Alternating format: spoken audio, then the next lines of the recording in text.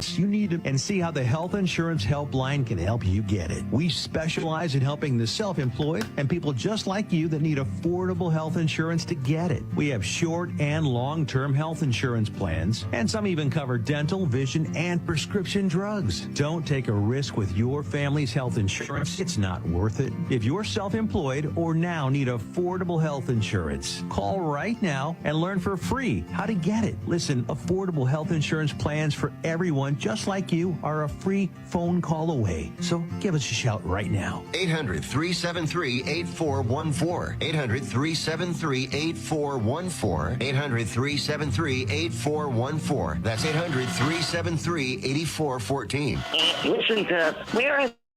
Let's welcome Jerry Beck. A famous story with Mel Blanc. Around the time he started the Flintstones, he got into this horrific car accident, and he was out in a coma for like a month or two. And finally, the doctors started talking to him in a coma. They started addressing him as Bugs Bunny, and he came out of the coma basically going, "What's up, Doc?" You know. Tune into Where Are They Now, Saturdays at 10 a.m. Hey, listen.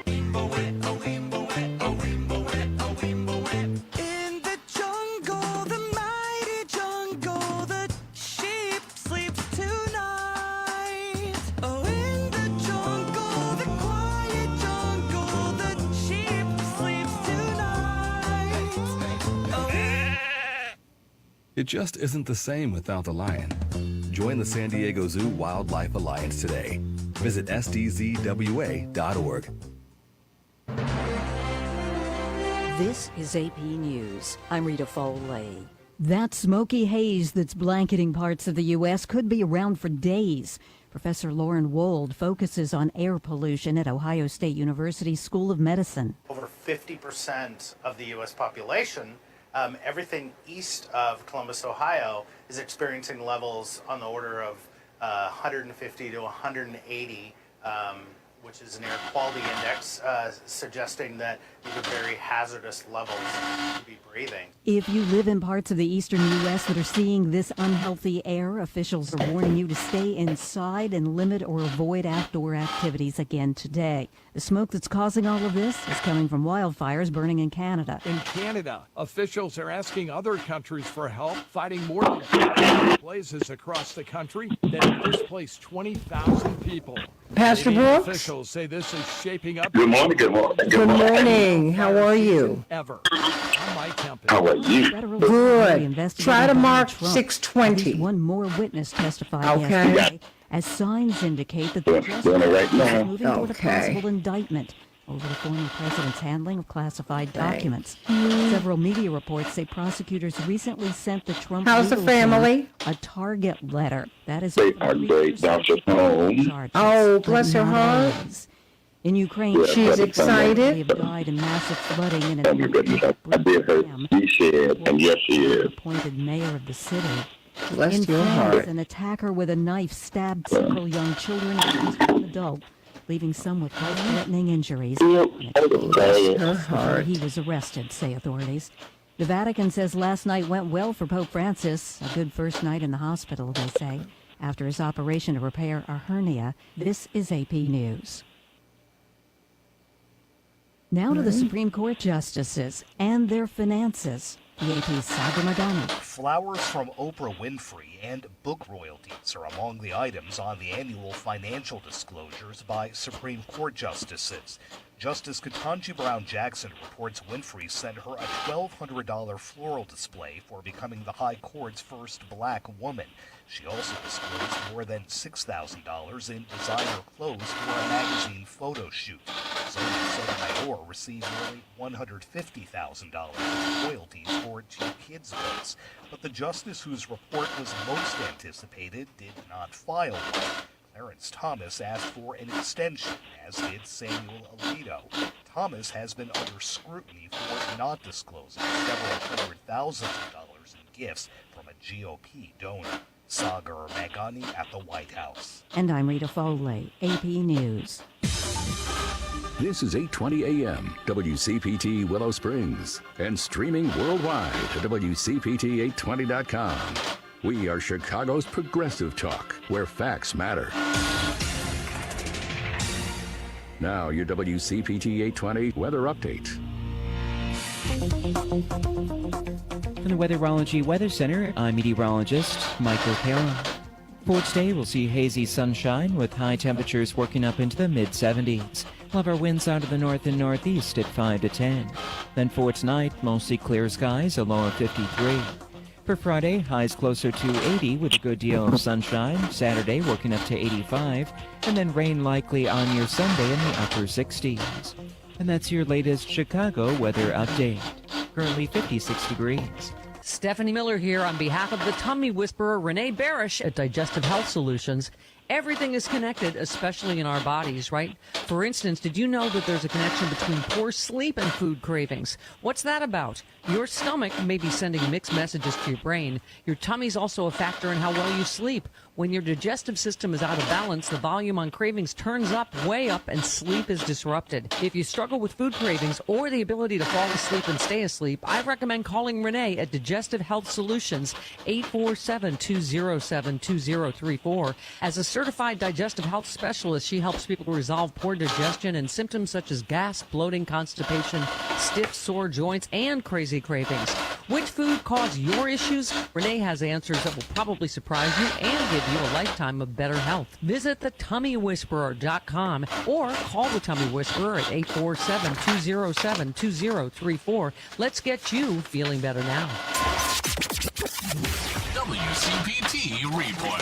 This is the state of play, of life now in red states. If you're a woman and you get raped, or if you have a pregnancy that you want, but it turns out not to be viable, or there's a severe birth defect that's going to cause that child to die within moments of being born, tough luck, Charlie. You're going to have to take your life in your hands. Would you want your daughter or wife or a friend who's female to go to one of these states, or in particular to live in one of these states? You've got teachers who are under assault. You've got the school boards that are under assault. You've got election officials. They're talking now in Texas about arming election officials. Serious discussion about allowing election officials to carry guns because they're concerned that white supremacists are going to be coming into polling places with their guns and threatening voters. Okay, I'm up. Alex, Keep listening to WCPT. did you hear the pastor? Let me test it right now. Okay, I'm sorry I didn't tell you at first. Now I'm just trying to go up so that I don't 820. Hi, I'm Avina. I'm mess 7 you years up. old and I'm blind. I love gymnastics, piano, public speaking, and riding on the trail bike with my dad. You can help me live the life I want. Help Ravina and other blind people by making a tax-deductible donation of your used car, truck, or almost anything with wheels to the National Federation of the Blind. Testing 1, 2, 3, testing 1, 2, 3, testing 1, 2, 3, testing blind children and adults. testing 1, 2, 3, testing 1, 2, 3. Sounds good, Miss Jackson. Okay, fantastic. Let's have a great show. 659-9314. Yes, let's have a great show, yes. HelpingTheBlind.org. I know that That's we will. CarsHelpingTheBlind.org. We will arrange to have the donated vehicle picked up and provide you with a tax-deductible receipt. And if you know someone who is blind that can use our help, email nfb@nfb.org. Blindness does not hold me back at all. Donate today. My dad served in Vietnam, the 82nd Airborne Division. He never talked about it. And my mom knew not to ask. So Dad buried himself in work and self-medicated and would lose his temper sometimes.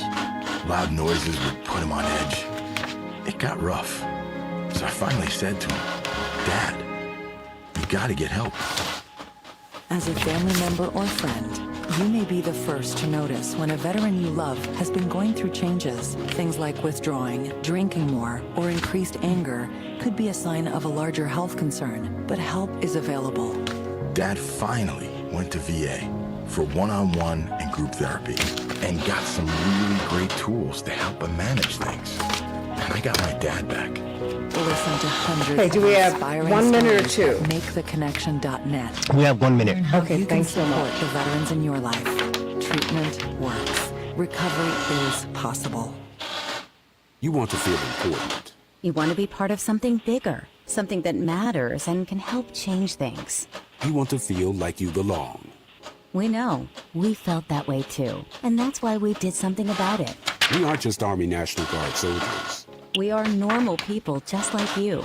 But our part-time Thank you service so in the much. Army National Guard means we get to be more. Alrighty. When our So let me communities get are in right need, over here. we get the chance to stand up and do something about it. Hey, We get Kenneth. to serve in our own region and help the people Hey, we everybody. call How you neighbors. doing this From the morning? lake shores of Ohio, Michigan, 30 seconds. and Minnesota. The fertile fields of Indiana, Illinois, and Iowa to the wide open plains of North and South Dakota. We are here for our hometowns.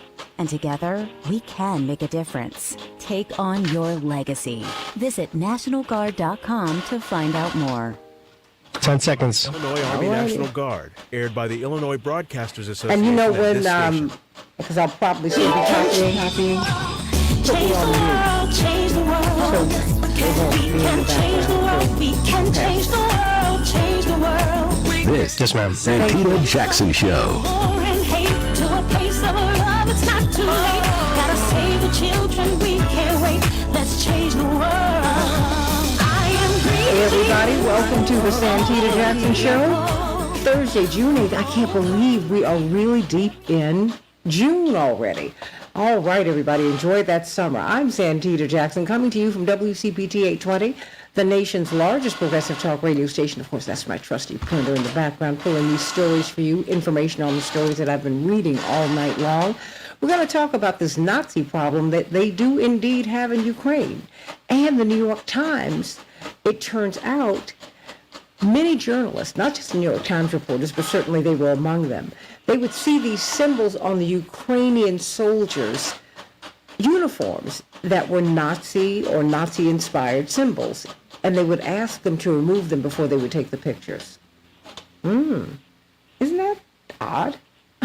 Why don't they just report that a significant part of their battalion, they're Nazis? Well, we got a lot to talk about, everybody. Call me at 773-763-9278. I mean, do you want your tax dollars used to support them? And then A.J. Owens, his mother of four, who had been, apparently there was a woman in the neighborhood who complained about the children, and she would say violent, disgusting things to the children, about the children. And the mother confronted this woman who was saying things that she believed were threatening to her children and insulting and diminishing. And the woman shoots and kills her. And it took the police quite some time to arrest her. So I want to know what your thoughts are about that. Call me at 773-763-9278, 773-763-WCPT. And then, of course, Team Hochberg will be on with us today to talk to you about your mortgages. Are you facing foreclosure? Are you wanting or needing to refinance? What questions do you have about your home ownership, or even about possible home ownership? You can ask David Hochberg today on the Santita Jackson Show. So let's get right to it. We got a lot to talk about today, but we want you to have your financial freedom. And even in these uncertain times, there really is hope for you. And there's some people out here who can help you make it financial. If you're working class, if you're middle class, you don't have to have high net worth for them to help you to get prepared for retirement and get prepared for that rainy day. We're going to have Ron Whittingham on, hopefully next week from Make It Financial, but we'll have David Hochberg on today on the Santita Jackson Show. So let's get to these headlines. Everybody's going to be in the mid-70s today in Chicago and sunny. Minneapolis, St. Paul, 82 degrees, mostly sunny. In the NBA, we saw Nikola Jovic show out last night for the first time in the NBA history. He had a 30-20-10 game. Wow. Talk about these triple doubles. Whoa. Go ahead. Nuggets getting closest to that championship. They're leading that series 2-1, 109-94 over the Heat. In the WNBA, the Lynx and Liberty game was postponed. We will see when they'll be able to reschedule it. In the NHL, the Golden Knights are leading in that series 2-0. They will be playing the Panthers tonight. In Major League Baseball, the Rays, well, they were triumphant over the Twins. And the White Sox will be playing the Yankees, and the Angels, well, they won over our Cubs 6-2. Everybody, hazardous air, more than 75 million Americans, just under a fourth of us, across the Northeast and Mid-Atlantic regions are under air quality alerts today due to smoke from the wildfires in Canada. For the second day, New York is the most polluted city in the world. Everybody, officials say it may take several days for the air to clear as many metro areas remain at an air level quality of hazardous. Wow. Forecasts suggest winds are pushing the smoke further south, so we will see. Oh my goodness, my hair's getting in my face. What's going to happen, everybody? The Justice Department has informed Donald Trump, former President Donald Trump's legal team, that he is the target of a federal investigation into the possible mishandling of classified documents, according to CNN. Analysts say that this is a significant development because it signals that the special counsel's investigation is focused on Trump's actions and not just the actions of people around him, and that he could be close to an indictment. What do you think is going to happen, everybody? 23 people on that grand jury, 12 of them have to decide to indict. Will they do it? We will see. There is good news for Pope Francis. He underwent a successful 3-hour operation on his abdomen. The Vatican said yesterday after renewed fears over the 86-year-old's fragile health. There were no reported complications, thank heavens, and one of the Pope's doctors told reporters he has resumed his work from the hospital, where he will spend about 10 days for recovery.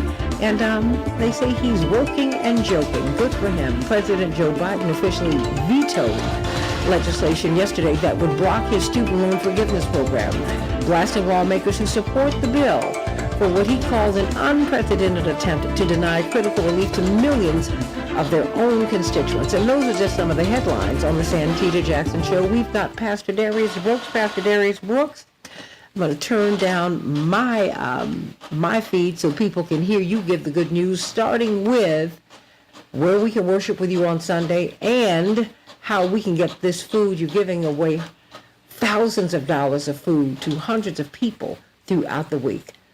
Where can we worship with you, and how can we get this food?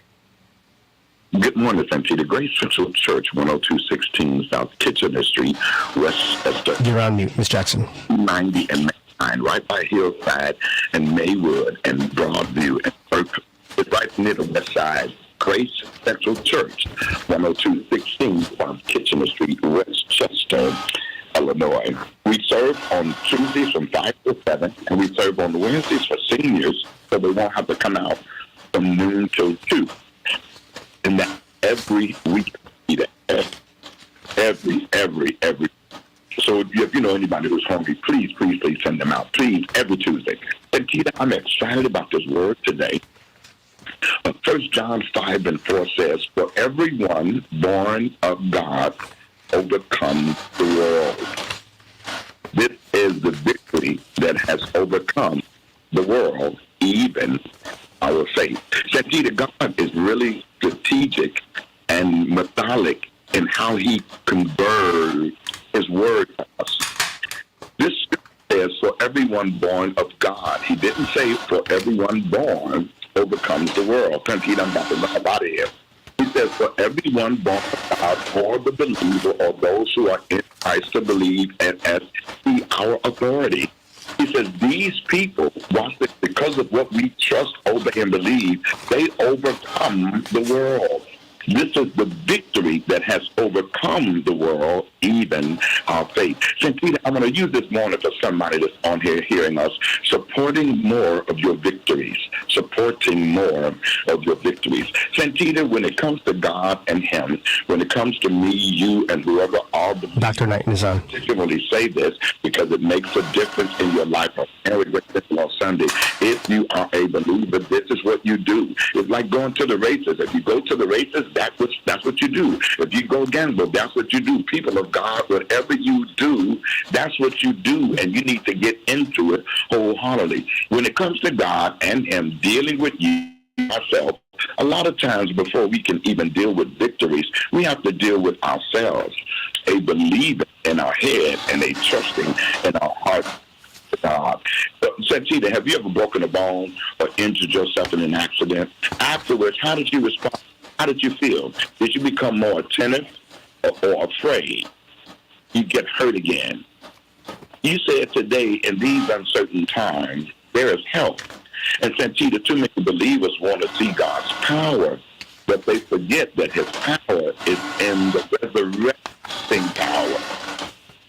The resurrection power is only for those who are dead. Did you hear what I said? when it comes to God, death itself is an essential part of being a believer. You ever had to watch someone you truly love suffer? How did it change your relationship with God? Proverbs 29:18 says, where there's no vision, the people perish. He's not talking about things. He's talking about understanding he has things so much different when we trust him no matter what. It's not the absence of things people place with Santita that makes us unhappy. It's the absence of vision. You could predict the future by their awareness of their destiny or their trust in God. You should tell God today, God, I will not fail your class because I'm going to find a way to support more of my victories. I love that. I love that. I love that. I love that. Well, you know, my father often says, you do best what you do most. Listen. So there's that. There is that. There is that. Pastor Darius Brooks, you're doing such great things. When will you be performing with the Tommies? Say in the Midwest. We're more out of town than we are.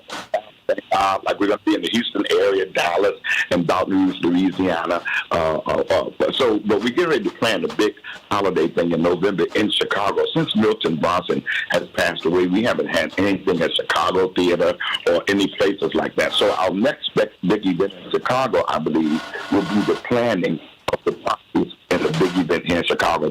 Tommy'sReunion.com, Tommy'sReunion.com, info@Tommy'sReunion.com. You can go there and get all of the information. Other than that, the part of town, Santita, now. Can you believe that? But you know, yeah, I can. But you know, because we have people listening from all over the country, I wanted you to let people know where you're going to be because they'll come out and see you. Yeah, we definitely we love to see your face. I'm excited. They standing up from song one. You know, any of Tommy's music, safe in his arms, available to you for the good of them. I'm not made up. Call it 2.0. They're playing out all over the country right now. Okay. Well, that's the vision. Santita has a vision. Reproduces. God will not let faithfulness go unrewarded. The people of God, you got to get in. I tell Grace Central often, you can't get into nothing you don't want no victory from. If you don't get all the way in it, you'll never. Your vision will never bless you unless you're totally committed to it. Absolutely. Your vision will never bless you. You know, and I would have to say, to be sensitive to everybody in the audience, for various reasons, people have all kinds of belief systems. I'm sensitive to the fact that many people are animist, they're atheist, they're agnostic, and there's nothing wrong with that. I'm a person of faith, and that's who I am. That's gotten me through. That having been said, I hope that you can get from these messages something that will make the day go better for you. Right. Because that's all God's words are. Just to make our lives better. Yes, that's it. Absolutely. It's not a person. Yeah, it's hope, it's belief, it's faith. That's what God is all about. All of this other stuff doesn't matter. Yeah. Absolutely, absolutely. And how can we get that food at your church? Grace Central Church, 10216 South Kitchener Street, Westchester, Illinois. Every Tuesday from 5 till 7. Every Wednesday for seniors, noon till 2. Grace Central Church, 10216 South Kitchener Street, Westchester, Illinois. GraceCentral.net. GraceCentral.net. Loving you, Pastor Darius Brooks, sending you so much love. I've got Dr. Shanina Knight, and you got to get her out to your church to talk about infection prevention. In these times, if there's any takeaway, is she not fabulous? Well, she's right here with us. And what did you find out when you looked her up? I looked up her face. I said, Lord, girl, it's gorgeous. Well, when she talks to us in the morning, she's going to have baritone voice. Oh, that's pitiful. He's married and so is she. Just don't pay any attention to Pastor. I love her. But he does admire beauty. He does admire beauty, and I love it. I love it. But we're going to get her. But more than that, I mean, as beautiful as she is a brain, she's an absolute genius. And we're so glad that she is. That's why I looked at it. Because, you know, Santita in grammar school, I had a thing, study not the color, nor the beauty of the skin. study the heart that's hidden within, because beauty will fade and skin grows old, but the heart will stay warm and never grow cold. There you go. And that's an excellent pivot to Dr. Shanita Knighton. I love it. I love it. I love it. Dr. Knighton, what is on your mind today? I could ask you so many things. I mean, the skies of New York are blanketed. It's the most polluted. They have the most polluted air in the world. Again, it's just, and it's in Detroit too. And I said, if it's in Detroit, that means it's crept over here because the skies in Chicago are really hazy. It could be in Cleveland. That's the Great Lakes. I mean, this is a lot. It is. And today, what I would actually like to talk about, Santita, is bacteria, but like specifically around, like I would say, waterborne bacteria. And I'm going to start with, let's say, Legionella.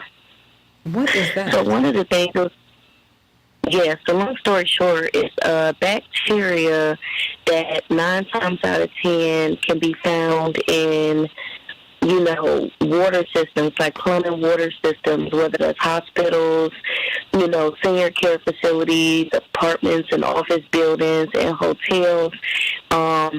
It can be found in a lot of different places, but the bottom line is how it impacts people, because it can be in showers, hot tubs, cooling towers, fountains, anywhere that, like, let's say that there's some sort of kind of like misty water.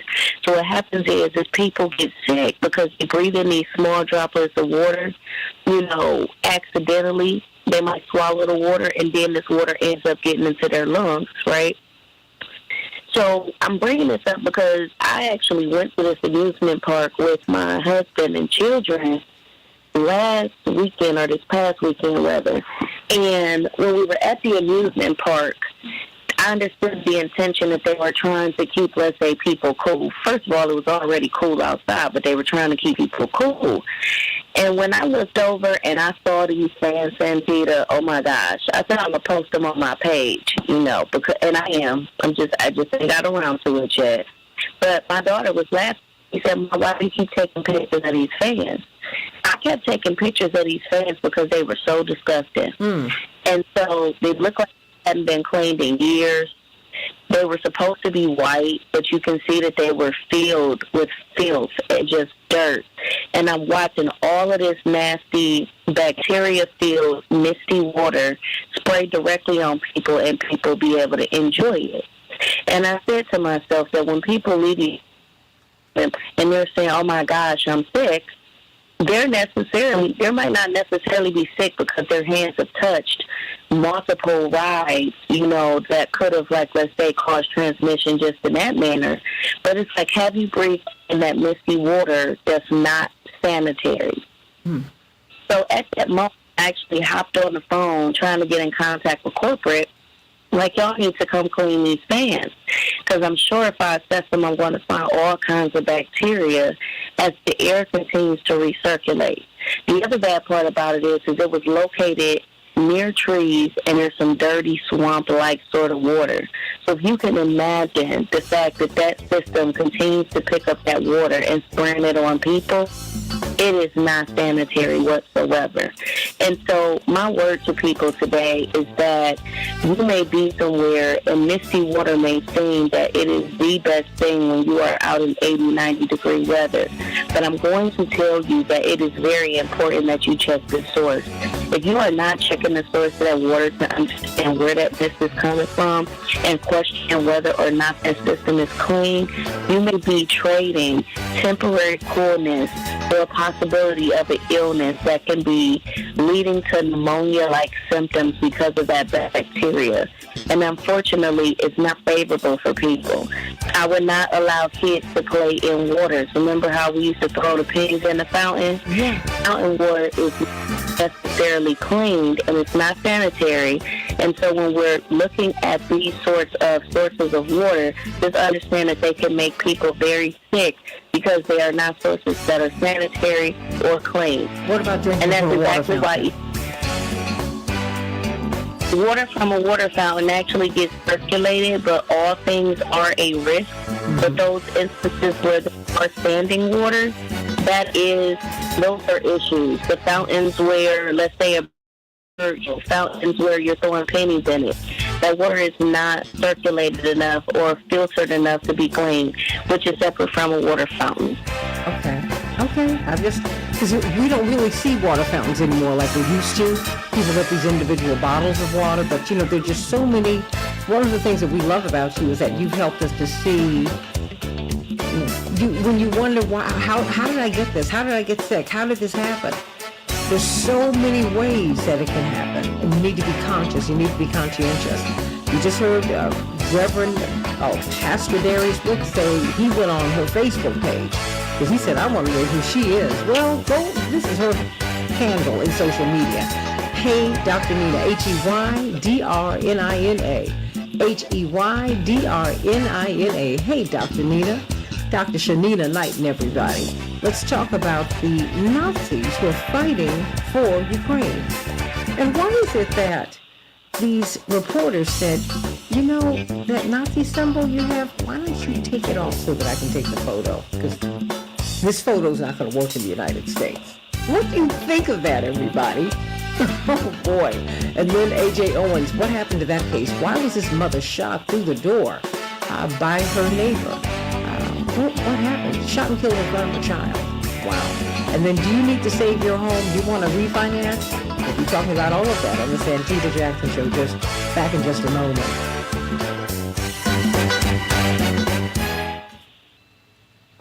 Dr. Knighton? Good morning. How are you? Oh, I am doing fine. I found my favorite pretzels in the world. They're out, limited edition, they said. My rolled gold. Wait, pretzel rods. Pretzel rods. Yeah. Pretzel rods. I'm telling you, look, maybe it's a cancer thing because I'm crazy about them too. Are you really? Oh my gosh, I really. But go to your store because they have them out in limited edition right now. Limited edition. I said, why did y'all stop making them? Look, send me your address, because if I find some more today, because I got 2 bags yesterday, and I'm halfway through one of them. Oh, yes. Girl, I didn't even want to eat dinner. I said, oh, I'm so glad I have these. Because no muss, no fuss. It does nothing to my stomach. I feel great after I've eaten them. It's very soothing. Like I do. Dr. Gibbs is on. In that regard. Okay. It must be a cancer thing. Because I love it. I love them. The pretzel rods. The sticks, they're good. I'm telling you. But, no. Oh, yeah. I'm telling you, it's something just about them. I don't know. I call them my thinking medicine because I just be sitting up there just on the town on it. By the time I messed, I made it through 5, and I feel like I'm on my wonderful thinking. Girl, yes. Wait a minute. And then you give me a little ginger ale or some Perrier because I don't know what it is with the fizz. Oh, I am in heaven, and I hold the bag close to my chest. Oh boy, poor Dr. Gibbs is like, and this woman's about to interview me. What a nut! But this is what I do. Dr. Knighton, stay around. I get it. Okay. No, stay around because we have some information for you that many people have poo-pooed. They poo-pooed the idea of Putin said he wanted to denazify the Ukraine. And, then, America and other allies said, oh, you're being ridiculous. Even though there was massive evidence that their battalions are populated. Well, really, the people who helped them run the war are neo-Nazis and Nazis. And it turns out that, that's where our tax dollars are going. And it turns out that journalists, well, you know what, just wait. Dr. Gibbs, as I dug into this, I was so sick. I was sickened by what I read. You guys are so dishonest. And and I have to tell you, I thought about both my grandfathers and my father's stepfather in particular, to whom I was quite close. The last time I saw him alive, Dr. Gibbs and Dr. Knighton, he did something. I was 15. he talked about his time. 1 minute. Thank you so much, Alex. He talked about his time in Europe in the Second World War. He had never spoken of the war in all of my years. And I was going to leave the room because he was talking to my father, my Uncle Saint, and my grandmother. He said, "No, baby, I need you to stay. I want you to hear this." And I had been away in Europe, and I'd been in Cuba that summer. So I'd been out the country for about 3.5, 4 months. And he said, "No, baby, I want you to hear this." You know, they would send black soldiers into Dachau and Buchenwald and these 30 death seconds. camps because they were laden with, number one, when the survivors saw us, they knew we were not Nazis, but they were also laden with explosives, with landmines. So we'd get killed first. And I thought about him, and I thought about, he said, you know, when I got to Washington, we had to go to the segregated car, and we had to put the 10 Nazi seconds. POWs up front. And I thought about him, and I said, what an insult to his memory. What an insult. Stand by, everybody. We can change the world, change the world, change the world. We can change the world, we can change the world, change the world. This is the Santita Jackson Show. War and hate to a place of love, it's not too late.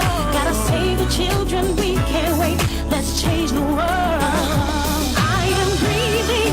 Hey everybody, welcome back to the Santita Jackson Show. July 15th through the 19th, the Rainbow Push International Conference. We will be having some great conversations. You need to be there.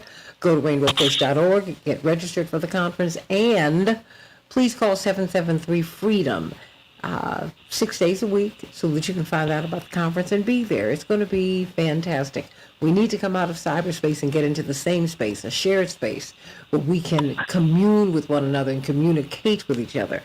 Let's talk about these Nazi symbols.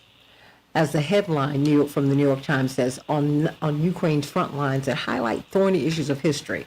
It highlights thorny issues of history, but no, it's a little bit more than that. Journalists have been asked, they've been asking Ukrainian soldiers to hide these Nazi patches. The New York Times had to admit that. So what does that mean? What does that mean? I mean, Fairness and Accuracy in Reporting said the New York Times has found new neo-Nazi troops to lionize, to lift up in Ukraine. You know, when we first discussed this, when this charge was brought up, people thought that President Putin was nuts. And this was some more of his propaganda. And yet we now find out that journalists from the West, from the New York Times and other places, they saw these Nazi patches and they would ask the soldiers to remove them before they would take their photographs. Is that what reporting is supposed to be about? 773-763-9278, 773-763-WCPT. Dr. David Gibbs, brilliant historian from the University of Arizona. Talk to me about these Nazi symbols on Ukraine's front lines. Well, this has always been an issue in Ukraine, in the Ukrainian military. There's been a significant sort of extremist, indeed pro-Nazi element within elite units of the Ukrainian army. This has been going back for years. And if you look at the New York Times and other reporting, it was actually reported on. It was noted that this was a very unsavory feature of Ukraine's security forces. Then when Russia invaded, this history was erased. And it was, presented as if it's just the idea that there's a Nazi issue in Ukraine is a figment of, Russian propaganda. It's a figment of Putin's imagination. And it turns out there was more than a kernel of truth there that, that one has to separate the issues here that, in my view, doesn't justify the Russian invasion. But the Russians were not lying when they said there's a Nazi problem in the Ukrainian security forces. And the New York Times just confirmed that. I think the story in the Times tells you two things. First, it does tell you about how extensive this sort of admiration for Nazi symbols is in the Ukrainian armed forces. And the facts themselves that they present in the New York Times are very damning in that respect.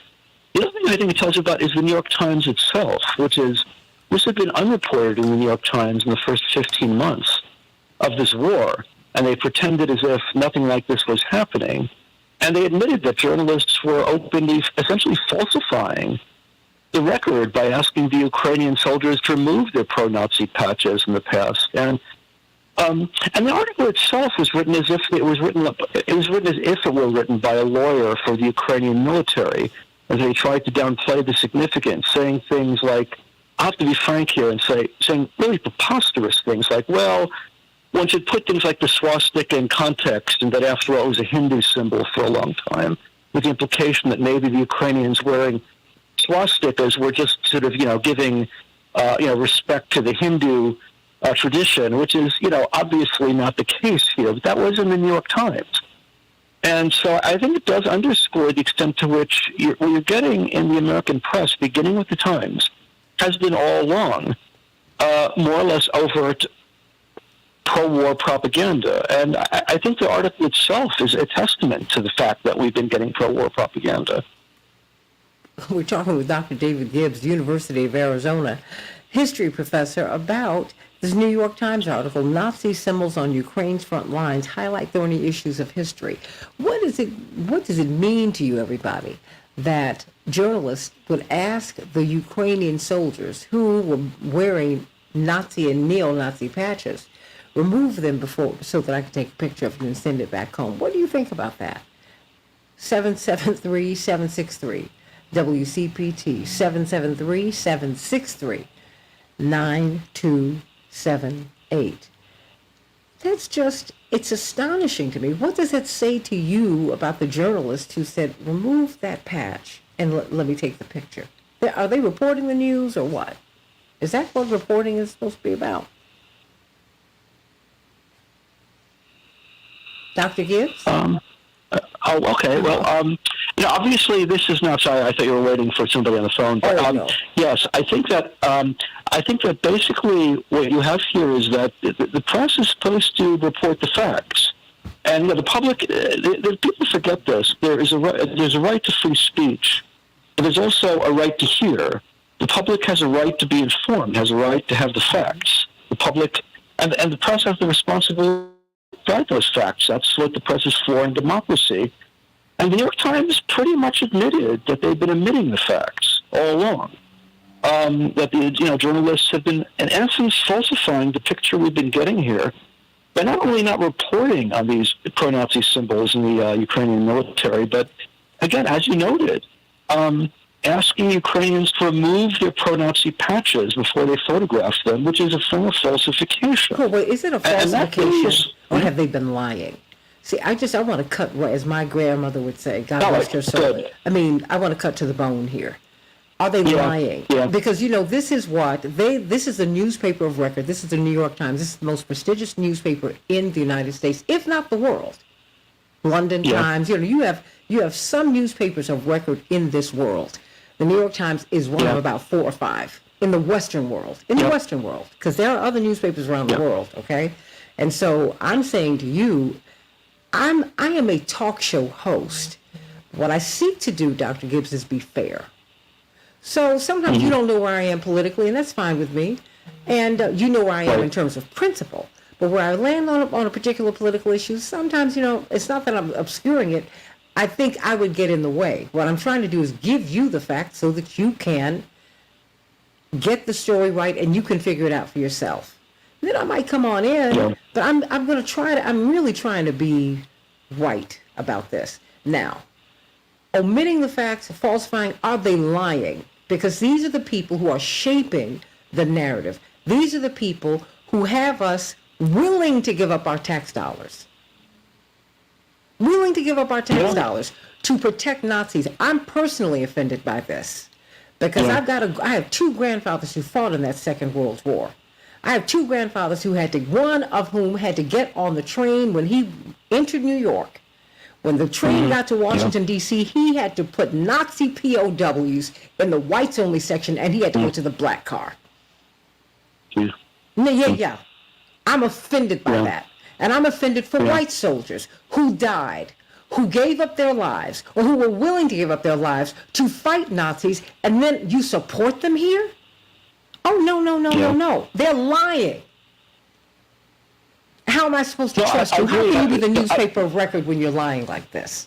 Yeah, I appreciate your using the word lying, because, in essence, really, that is what this comes down to.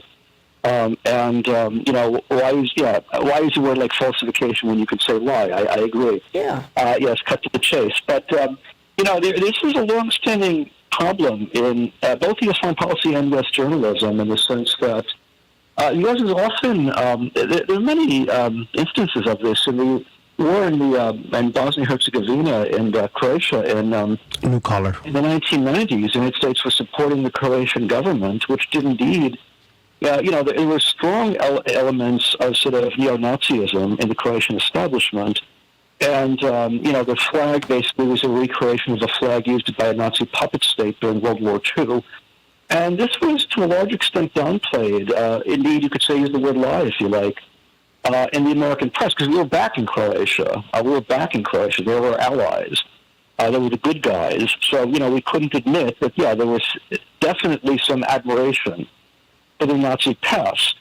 In Kosovo, for example, the United States supported a group called the Kosovo Liberation Army, which until we backed them had been on the list of sponsors of terrorism.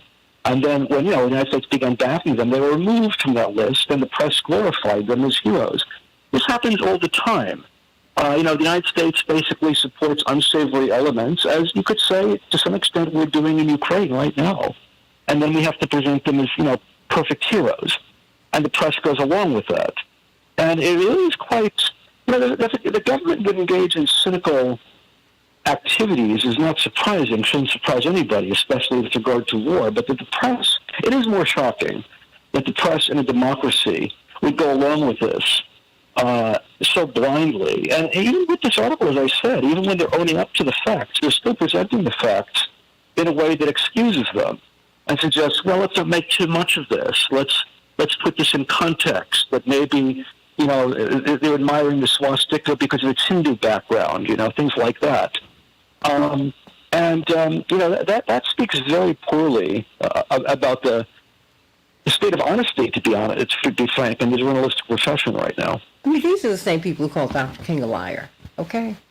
See, I'm offended by this. These are the same people who helped to shape the narrative that got him killed, quite frankly. Right. Dr. King was the most hated man in America. That's why parents were working for him. They didn't just march with him. They were his staff. So they were hated, too.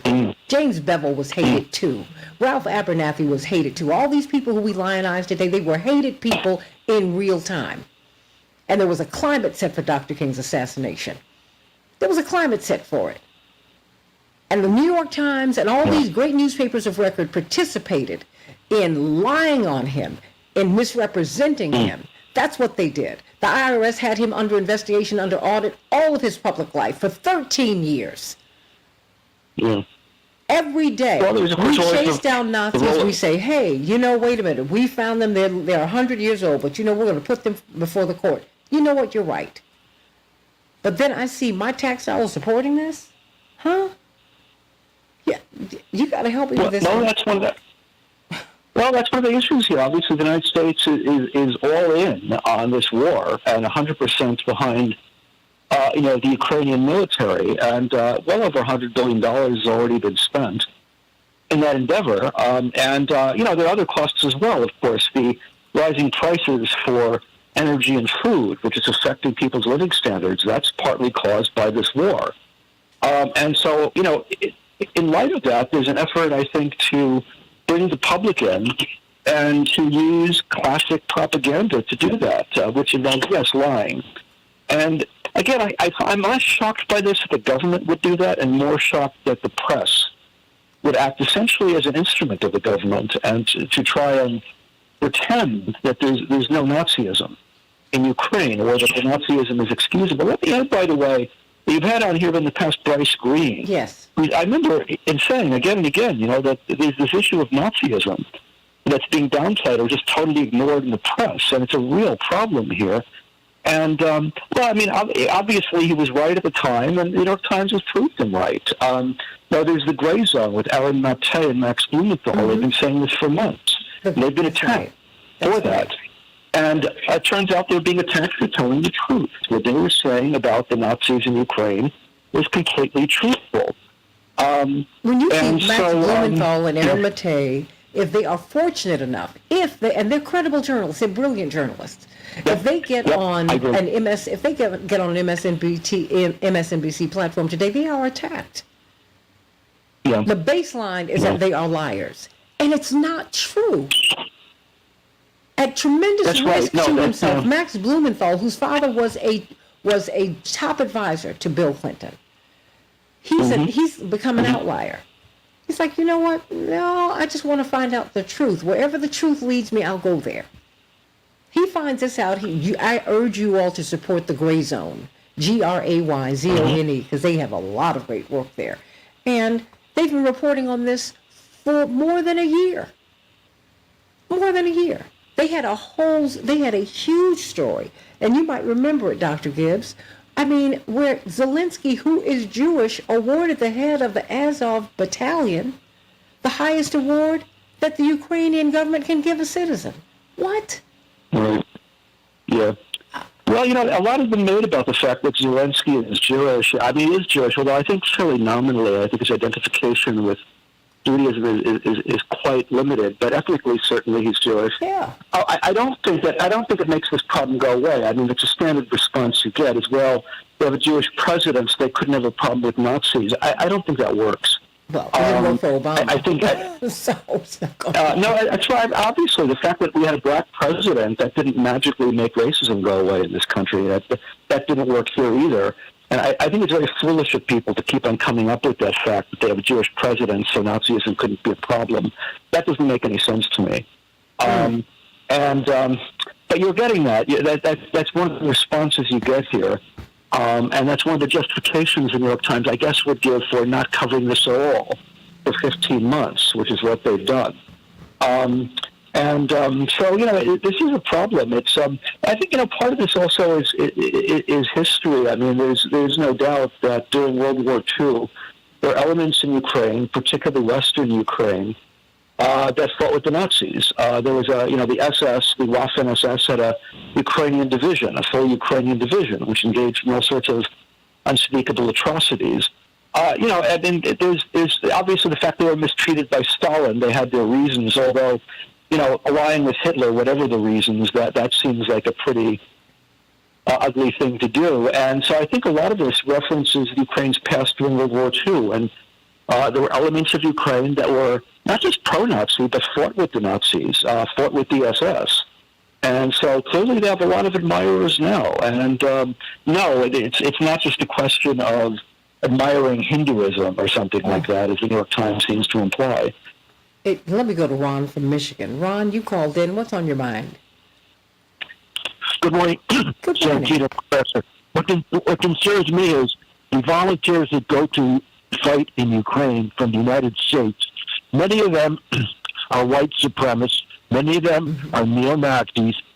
And with the weapons that they're training under and the camaraderie that they form from international cohesion, and they bring it back to this country, and the weapons that they smuggle back, because we know that the accounting of weapons, once it goes over the border, the United States admits, at least in the beginning, they didn't know where those weapons went.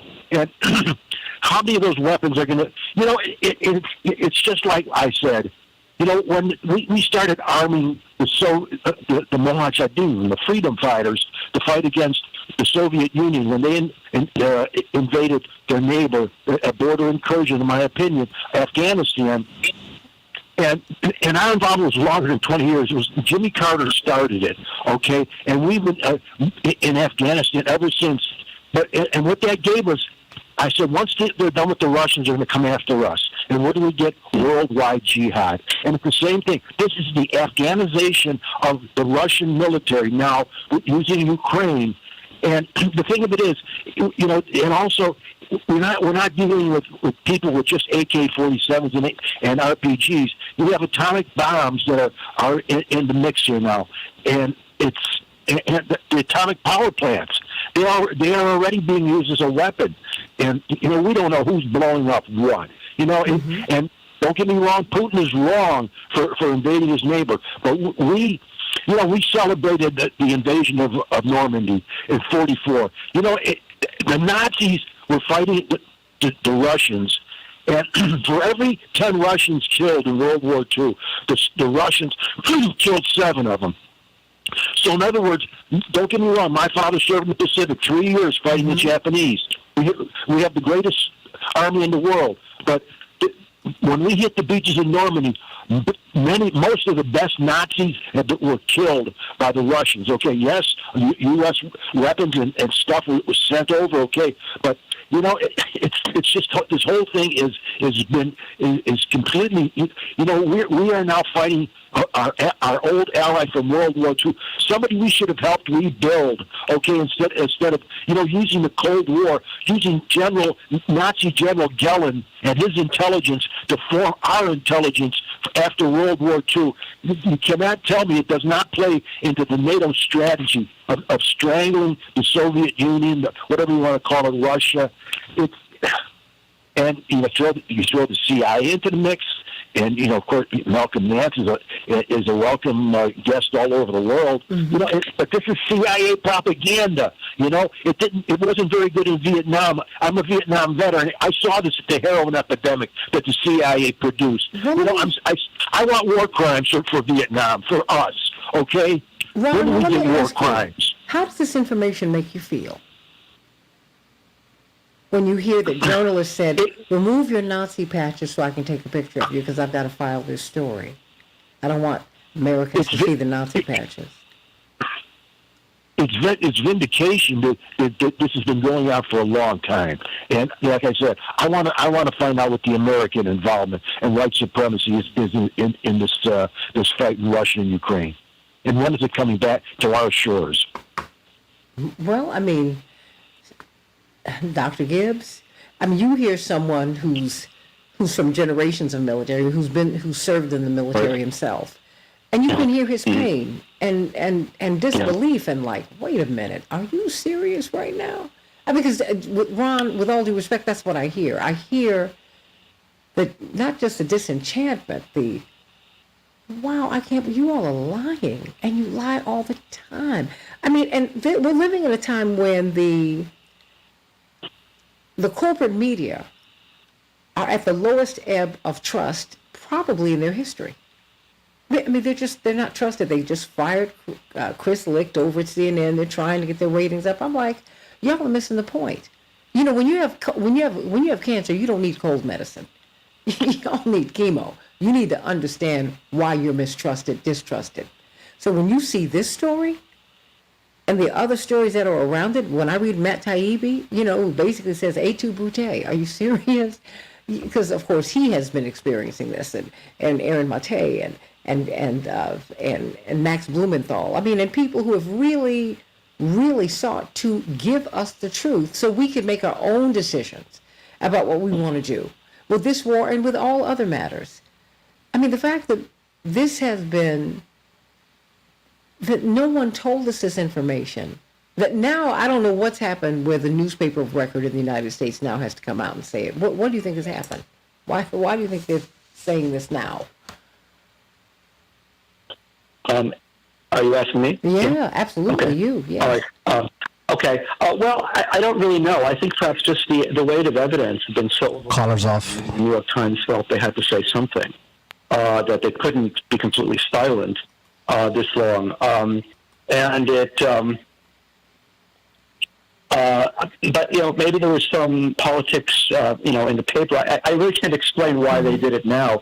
With regard to the previous speaker, I do want to note that, a lot of what he said about Afghanistan as a parallel is very astute, very similar things. The model for what we're doing in Ukraine is Afghanistan. The idea basically is to... The evidence we have now overwhelming is the U.S. deliberately provoked the Soviet invasion of Afghanistan. The evidence there is absolutely overwhelming. And I think very much we provoked the invasion of Ukraine. I think that people in policy-making positions are well aware of these parallels. They want to sort of bog down the Russians and damage the Russians in a way that, that the war in Afghanistan damaged the Soviets. And I think, unfortunately, it came at the expense of the people of Afghanistan. It devastated the country for decades. As I think that we're doing the same thing right now in Ukraine. And they're going to pay the price, even more than the Americans are going to pay the price, although we'll pay a heavy price too. And so I think that parallel is a very good one. I also understand his, being a Vietnam veteran, basically, he was very bitter about the fact, I'm sure, that he suffered in the war based on a pack of lies. Everybody knows in retrospect the Vietnam War was lied about. You had the Pentagon Papers. You had all sorts of evidence of clear lying. It's very, for him evidently, and for myself, it's very astonishing to see people believing everything the government is saying now, as if everything the American government is saying about this war is the gospel truth, ignoring the history of how the U.S. government lies in wartime. They lied in Vietnam, and they're undoubtedly lying to us now. Dr. David Gibbs, everybody, University of Arizona, history professor, giving us some history, helping us to understand about this explosive story from the New York Times. Nazi symbols on Ukraine's front lines highlight so many issues of history. Can you believe the journalist would tell these soldiers to remove that Nazi patch before I take that picture of you? Huh? Let's talk about saving your home, everybody, with David Hochberg on the Santita Jackson Show. Blessings to you, Dr. David Gibbs. Thank you for being with us today. Thank you for having me, Santita. Always.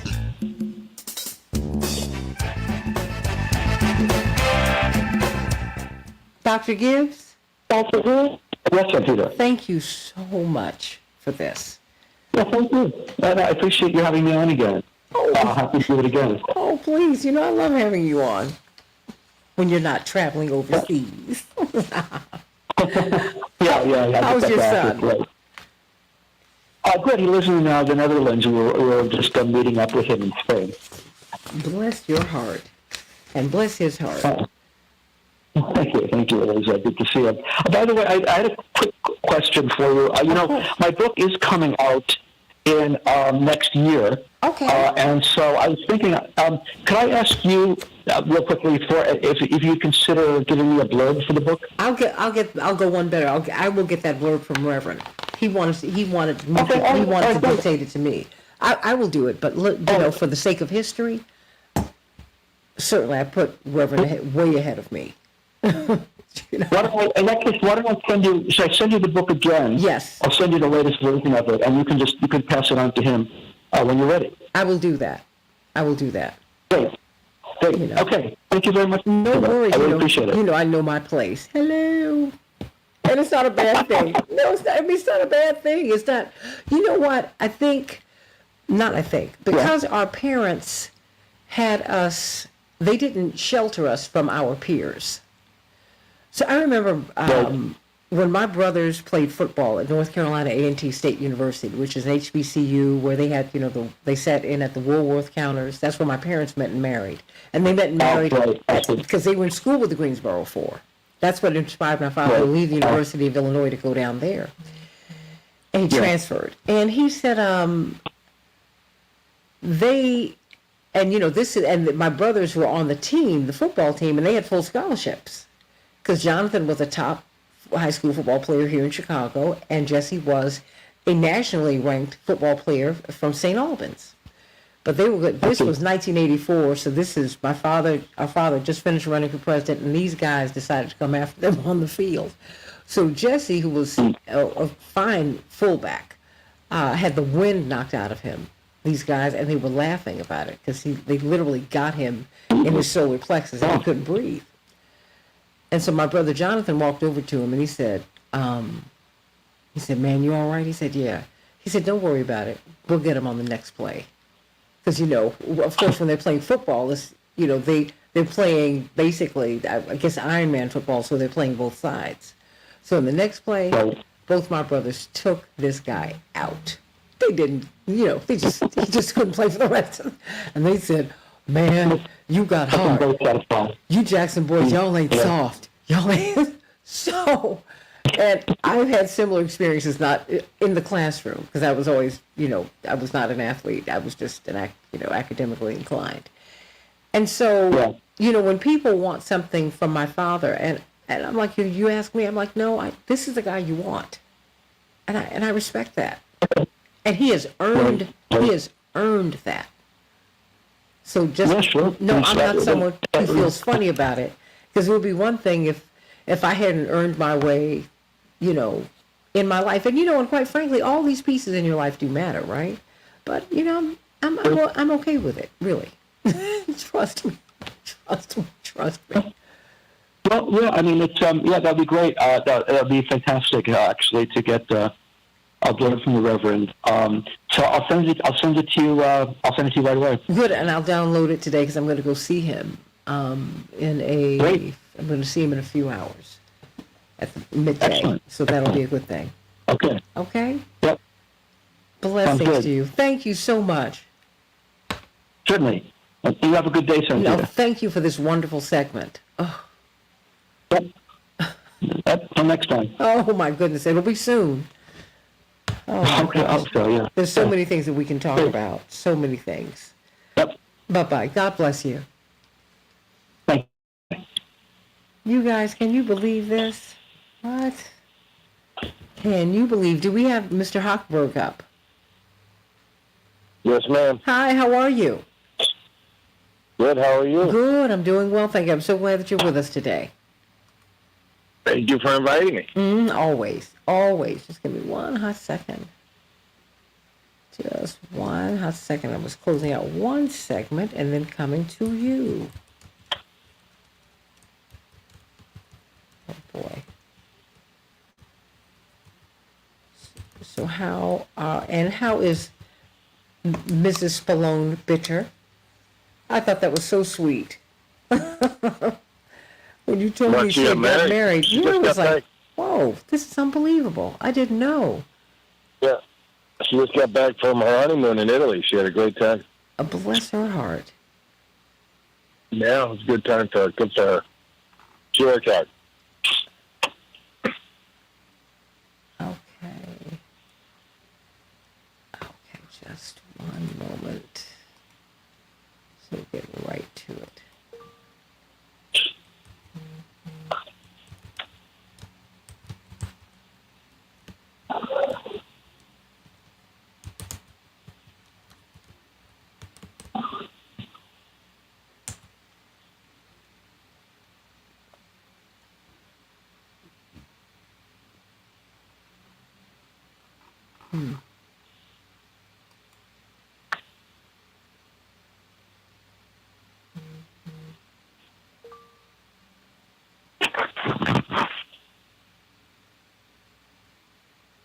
One minute.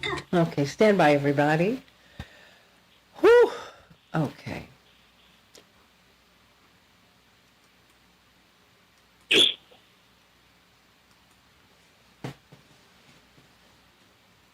So I'm going to do this. I'm going to do my live read, and that will lead into you. Okay? Yep. Okay, perfect. Okay, very good.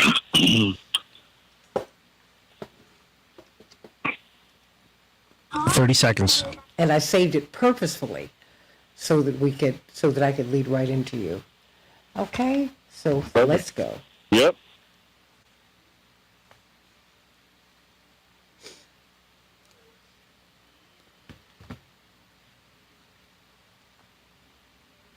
Ten seconds.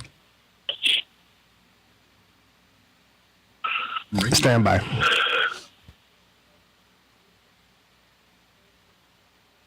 We can change the world, change the world, change the world. We can change the world, we can change the world, change the world. This is the Santita Jackson Show. War and hate to a place of love, it's not too late. Gotta save the children, we can't wait. Let's change the world. Hey everybody, welcome to the Santita Jackson Show. Let's talk about home ownership, everybody. 65.9% of our homes have been owned. They're occupied by homeowners, but those numbers are beginning to fall, and people are wondering if they can hold on to their homes because they cannot afford a hospital visit should the emergency arise. There's just, the money's tight. But there's still hope. You can own a home. You can become a first-time home buyer. You can refinance your home. We cannot wait to talk with David Hochberg about all of these products that can help you to hold on to your home or to become an owner. So let's get to some of these headlines on the Santita Jackson Show. We'll be talking about A.J. Owens at the bottom of the hour. This black mother in Ocala, Florida, who was shot and killed by her white neighbor. Why? and then it took days for them to arrest her? What? Stand your ground. Ooh, there's a lot going on, everybody. More than 75 million people in the United States across the Northeast and Mid-Atlantic regions are under air quality alerts today due to smoke from wildfires in Canada. Officials say it may take several days for the air to clear as many metro areas remain at an air level quality of hazardous. Indeed, New York City has been the most polluted city in the world for the past couple of days, everybody. Forecasts suggest winds are pushing the smoke farther south. We will see how this goes into Maryland, Virginia, even North Carolina, Washington, D.C. We will see how this all works out. The Justice Department has informed former President Donald Trump's legal team that he is a target in a federal investigation into the possible mishandling of classified documents, sources told CNN. Indeed, this development might signal that the special counsel and the grand jury are going to indict him. We will see how that works, everybody. Pope Francis, a lot of prayers have gone up for him, and it turns out he underwent a successful 3-hour operation on his abdomen, according to the Vatican, after renewed fears over his fragile health. There were no reported complications, and doctors are saying that he is up, laughing, and working. Good for him, everybody. President Joe Biden officially vetoed yesterday the legislation that would block his student loan forgiveness program that could give students up to $20,000 worth of forgiveness, and it would save millions upon millions their homes, that would enable them to complete their educations, that would enable them to marry and all kinds of things. Now there's a real fight about it. So we're going to see how that goes. Everybody in Chicago, we're going to have a high in the mid-70s. It will be sunny, although it is hazy. Minneapolis, St. Paul, 82 degrees, mostly sunny. In the NBA, wow. We saw the first triple-double in NBA Finals history. The first 30, 20, 10. Wow. Nikola Jovic was on fire yesterday. And the Nuggets might, just might, win the championship for the first time in their 47-year history as a club. The Nuggets 109, the Heat 94. The Nuggets lead that series 2-1. In the WNBA, the Lynx will be facing off against the Liberty. Well, they were yesterday, but it was postponed, so we're going to see what's going to happen here. In the NHL, who's going to get that Stanley Cup? Well, it could be the Golden Knights, it could be the Panthers. But the Golden Knights are on a roll. They are leading in their series 2-0. Major League Baseball, the Twins fell to the Rays. The Angels topped the Cubs, but the White Sox will be playing the Yankees, so perhaps Chicago and Minneapolis-St. Paul will be vindicated by tonight. Everybody, if you are a first-time home buyer, which means if you have not owned a home within the past 3 years, I need you to listen up, everybody. You need to call Team Hochberg, your trusted local lender, because this is an opportunity now that you can take advantage of to own a home, to refinance your home, to really get a part of that American dream. When you look at home ownership, really land ownership around the world, only 15% of people own their land. That's a pitifully low number, which is what makes Americans unique. We're one of the few countries, certainly in the Western world, that allows you to own your home and the land underneath it. Now, they've been scaling back those laws since the late 1800s, but it's still true for the most part. So let Team Hochberg help you to get a piece of the rock, everybody. Get a piece of the rock. I mean, they've been looking at what Fannie Mae and Freddie Mac have been saying. They said, we've got to turn these numbers around because America needs homeowners. It creates financial stability. Homeowners beget other homeowners. If you're a homeowner, then more than likely your children will be too, and their children, and on and on. Don't you want to establish multi-generational wealth? This is your opportunity to do so. But now you got to do it because there are substantially lower rates thanks to Fannie Mae and Freddie Mac. If you are in Chicago and your total household income is below $105,700, you might qualify for this program, everybody, if you have not owned a home within the past 3 years. So reach out to Team Hochberg at 855-56-DAVID, 855-56-DAVID, 855-56-DAVID, and find out if you can become a homeowner. I want you to call me at call us now. We've got David Hochberg with us at 773-763-9278. Whatever questions you have about the financing of your home, about becoming a homeowner, you can get these questions answered for you right now. We're going to have him on regular rotation on the show. This special offer that they have absolutely made available to you, well, it could expire at any time. So you need to call Team Hochberg today and just tell them the truth. No harm in not having the best credit. They can help you to get on track with your credit. If you've had a bankruptcy, they can help you to work your way around that. There are a lot of things you can do, everybody. Call them at 855-56-DAVID, 855-56-DAVID, or visit them at 56david.com. Wow, everybody, we are watching home ownership begin to slip in the United States of America.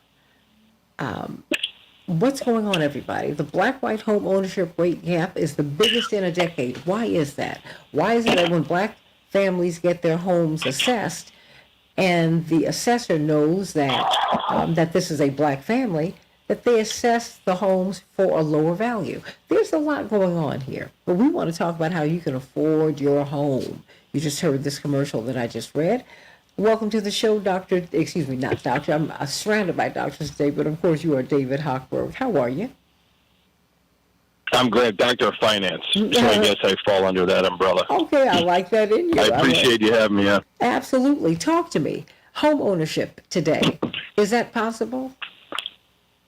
Yes, the biggest obstacle that we see in working with borrowers or prospective borrowers is, and has always been in my almost 23 years of experience, is the funds to cover the down payment and closing costs. And the great thing is that I work with an organization that provides down payment assistance and closing cost assistance. So getting borrowers then, once you remove that ginormous barrier, right, the biggest barrier of entry, which is, again, down payment, funds for down payment and closing costs, then the only thing that we have to work on is getting the borrower or borrowers into a position credit-wise to qualify to purchase a home. You know, you need to have a job. You need to have some type of assets in the bank for an emergency if a furnace goes out, if your roof needs a new roof, if the gutters go bad, stuff like that. But I work with an organization that provides the down payment and the closing costs. And we will help your listeners, like we have been for the almost 23 years, help them enhance their credit, establish their credit, strengthen their credit, solidify their credit so they can be in a position to access those funds are available, to eliminate that barrier, to have them get into homes and live the American dream of home ownership. What is this program that would, you said that would basically that would pay their down payment on a home? Explain that. Yeah, it's a grant that's provided that I work with the fine people at BMO Harris. I've got a radio show on another station, and they're part of that. And I learned a lot about their Community Reinvestment Act funds that they have available to put back into hard-hit areas that have been slighted and overlooked. And these funds are available for borrowers that qualify on it goes into certain areas, right? Areas that need reinvestment, Community Reinvestment Act, because banks are mandated by the federal government to invest back within certain communities that have been underserved. And a lot of the communities that we're speaking about have been underserved and have been neglected. And that's why these funds are available to help first-time homebuyers get in to overcome the closing costs and the down payment obstacle. So you've got to go through some type of home buying training, which is not that difficult. It's just they want it's part of to access the funds. It's just a training program to educate buyers and prospective buyers on what it is like to own a home. It's like going to my daughter's 15. My youngest daughter's 15. She just went through 8 weeks of driving school so she could go get her permit, so she could then go and start driving with my wife and I to then get her license when she's 16 years old. It's the same type of principle, right? Mm-hmm. You just don't throw people into a car and expect them to learn how to drive. You sit in classes, you learn what it's all about, What is a car? What's safe? What's safe distance? The same thing with the house. What is a house? What do you? Everybody knows what a house is, but what goes into a house, right? Do you have an emergency fund? If a furnace goes out, you have to pay insurance, right? You have to upkeep your home. Because if you don't shovel the sidewalks in the city of Chicago, you can get a fine. It's an ordinance. You got to keep the sidewalks clean.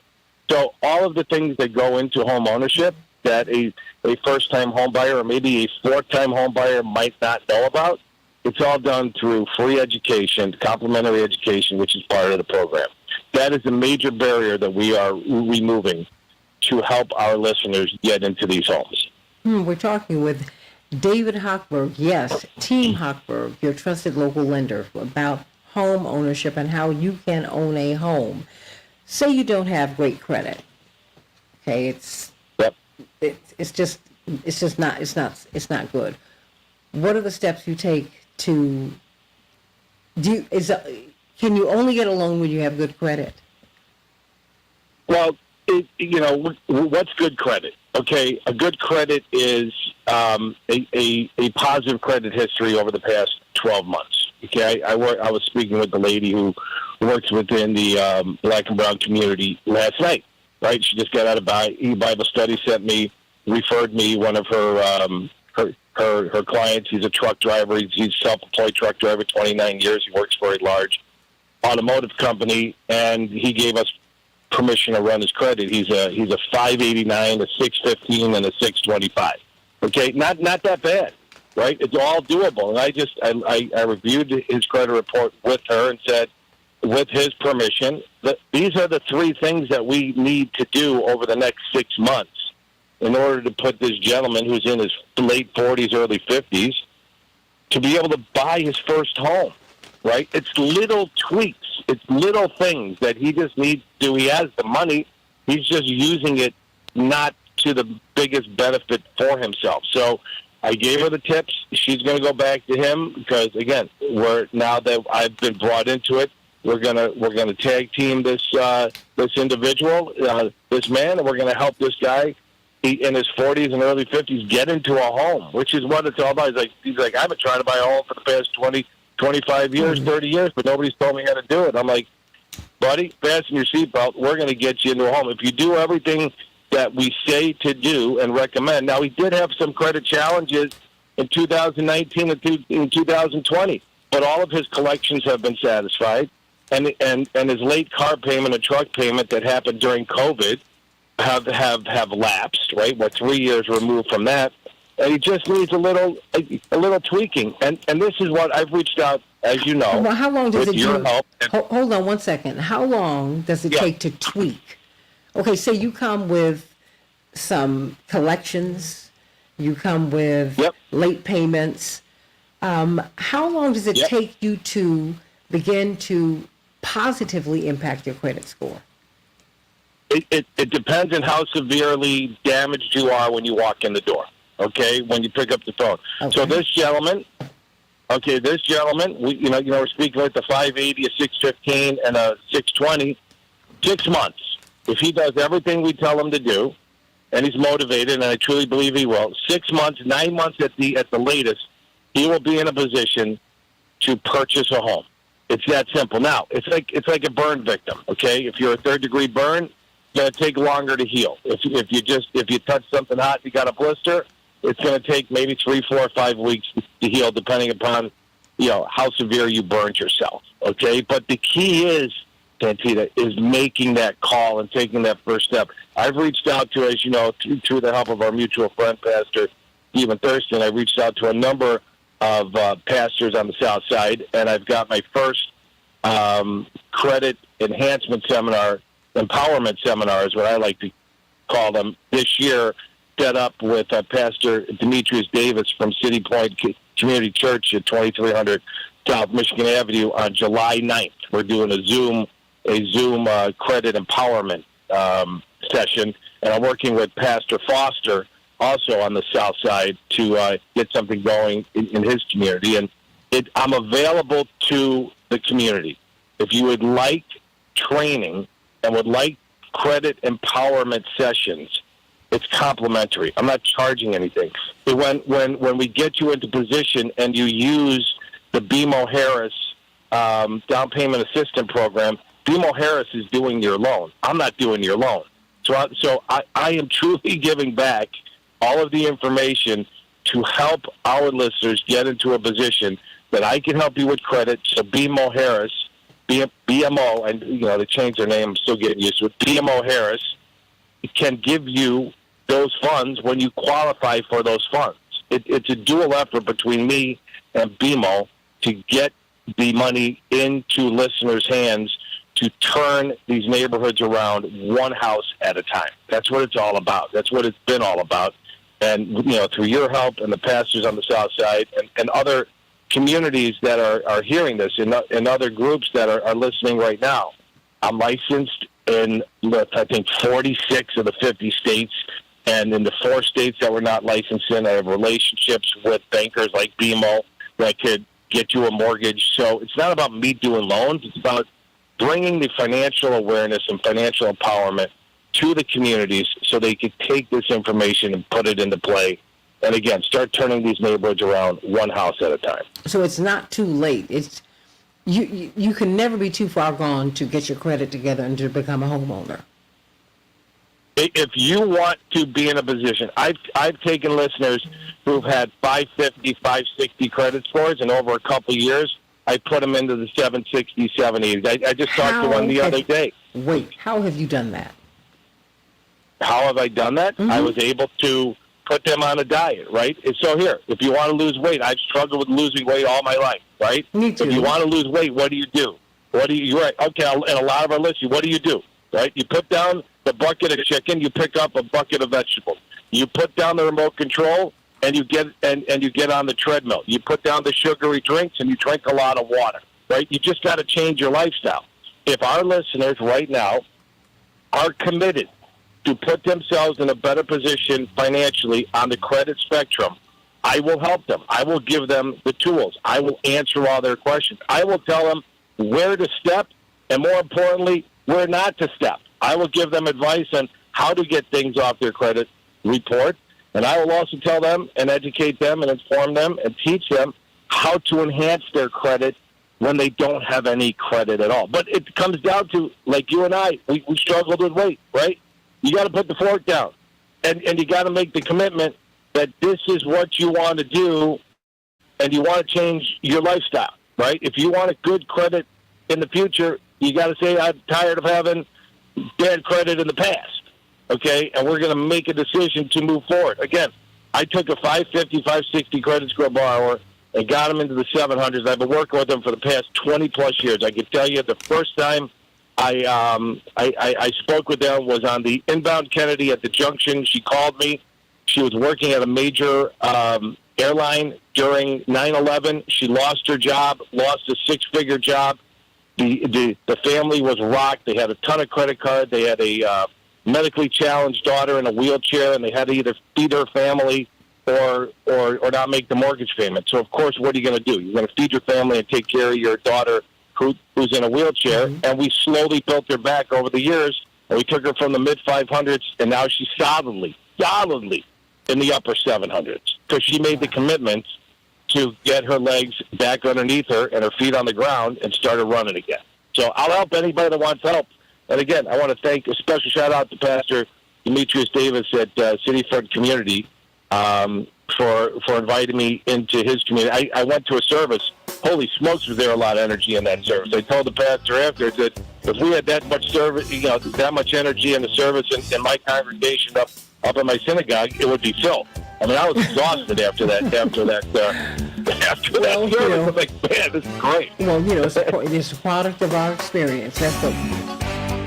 This is the place where we can really be ourselves and give full vent to our pain and our possibilities, and that's what you saw and you felt. Everybody, I want you to call 855-56-DAVID, 855-56-DAVID. Get on the road to home ownership. Get your credit together. You can do it. You can do it. You can do it. They will help you to do it. They'll walk you through it. If you are a first-time home buyer, if you haven't owned a home in the past 3 years, you can take advantage of these low rates now. and become a homeowner. But let's start at the beginning too. If you, and you know when the collection agency has called you. The last 2 minutes belong to you. Yeah, no, and again, let's get our hands on the money that's available, right? I mean, there's a ton of money available, and my team at BMO, again, I'm not doing your loan. The folks at BMO, they have access to that money that they want to put back into the communities. I'm just the conduit to the listeners to say, let's work together. I'll help you get your credit into a position that BMO could help you get those loans. So again, we can start turning these communities around one house at a time. It's that simple. But you got to give us a call to get it rolling. What's the number? 855-56-DAVID, which is 855-563-2843. Or you can just go to our website at 56david.com. That's 56david.com. And if you're a member of Pastor Demetrius Davis's church, July 9th, Sunday, I believe, from 11 to 12. It's going to be via Zoom. Sign up. I'd love to meet you on the Zoom call and answer all your questions about credit empowerment. All right, everybody. David Hochberg, hope to see you next week on the Santita Jackson You got Show. it. You have a wonderful, wonderful day. Blessings to you. Blessings to you, everybody. 855-56-DAVID. Go on and give them a call. Go on, take the baby steps. You can do it. It won't take long. You'll look up the years. The next year or so is going to pass anyway. Why not do something instructive? Let's talk about what happened in Ocala, Florida. This mother was shot dead by her neighbor. Took them a minute to arrest her, though. And there was a history of threats from this neighbor to the children in the neighborhood. Call me. 855, not 855, 773-763. 927-8773, 763 WCPT, the Santita Jackson Show, July 15th through the 19th. Rainbow Push International Conference. Can't wait to see you there. Back in just a minute.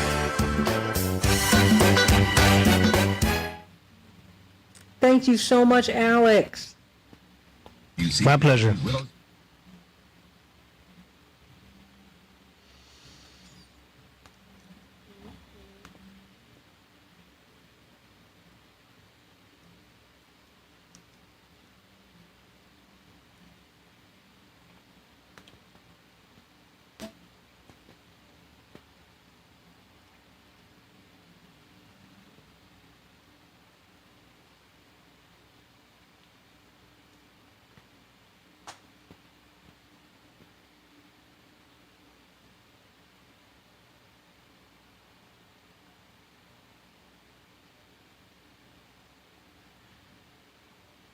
Mm-hmm.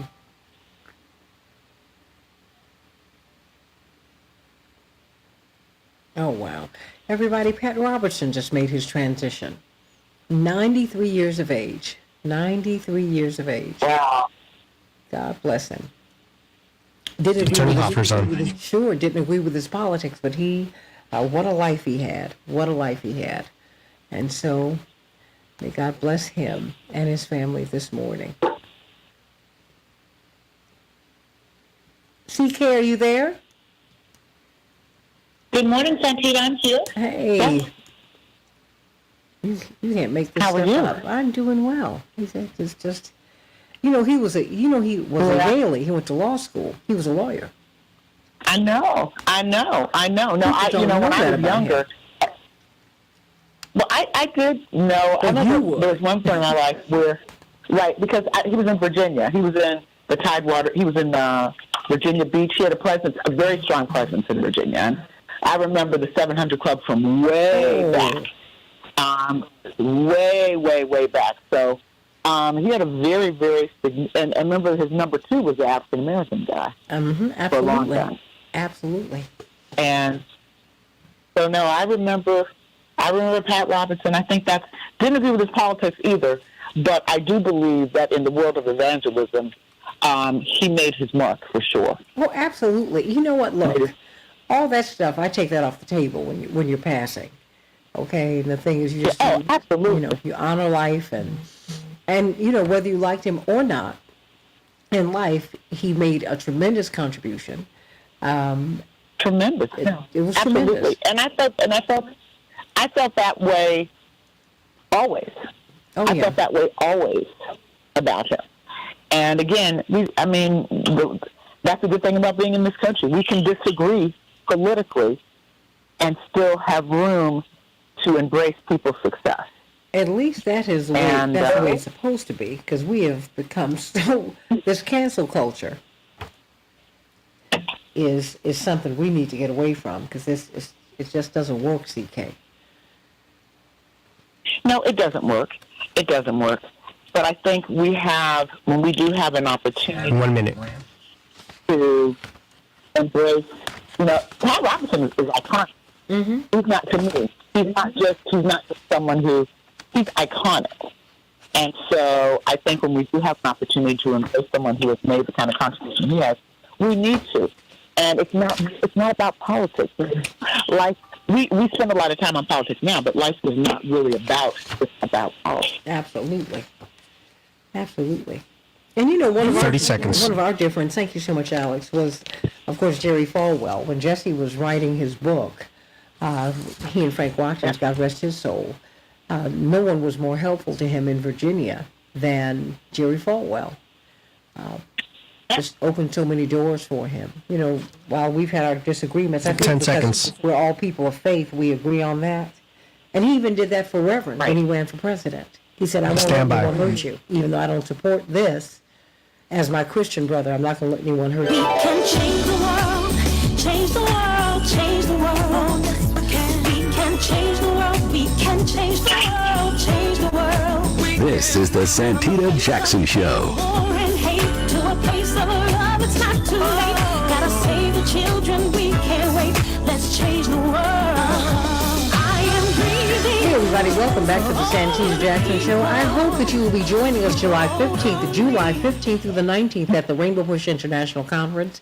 It's going to be a tremendous conference because you're going to be there. We are now moving back into the world. We're moving out of cyberspace into a personal space where we can see one another again, and that's important. That's important, particularly as we're moving into 2024. We're already here, everybody. And we need to see each other, feel each other, talk to one another about what we are experiencing together. Absolutely. So what happened to a G.K. Owens, also known as AJ, mother of four, beloved, and a protective mother? Indeed, this is from the New York Times. A woman in Ocala, Florida, who confronted a neighbor who had thrown an object at her children, was shot and killed, quote, through the door of the residence, according to local sheriffs. So where did the Stand Your Ground law, which has always presented such problems to people in Florida? I mean, it was Trayvon Martin who was killed on Stand Your Ground, although we're trying to figure out, we're still trying to figure out how it is that Mr. Zimmerman felt that he had the right to kill this boy. Now, what made the shooter feel that she had the right to kill this mother in front of her children, no less, one of her children? It's unbelievable.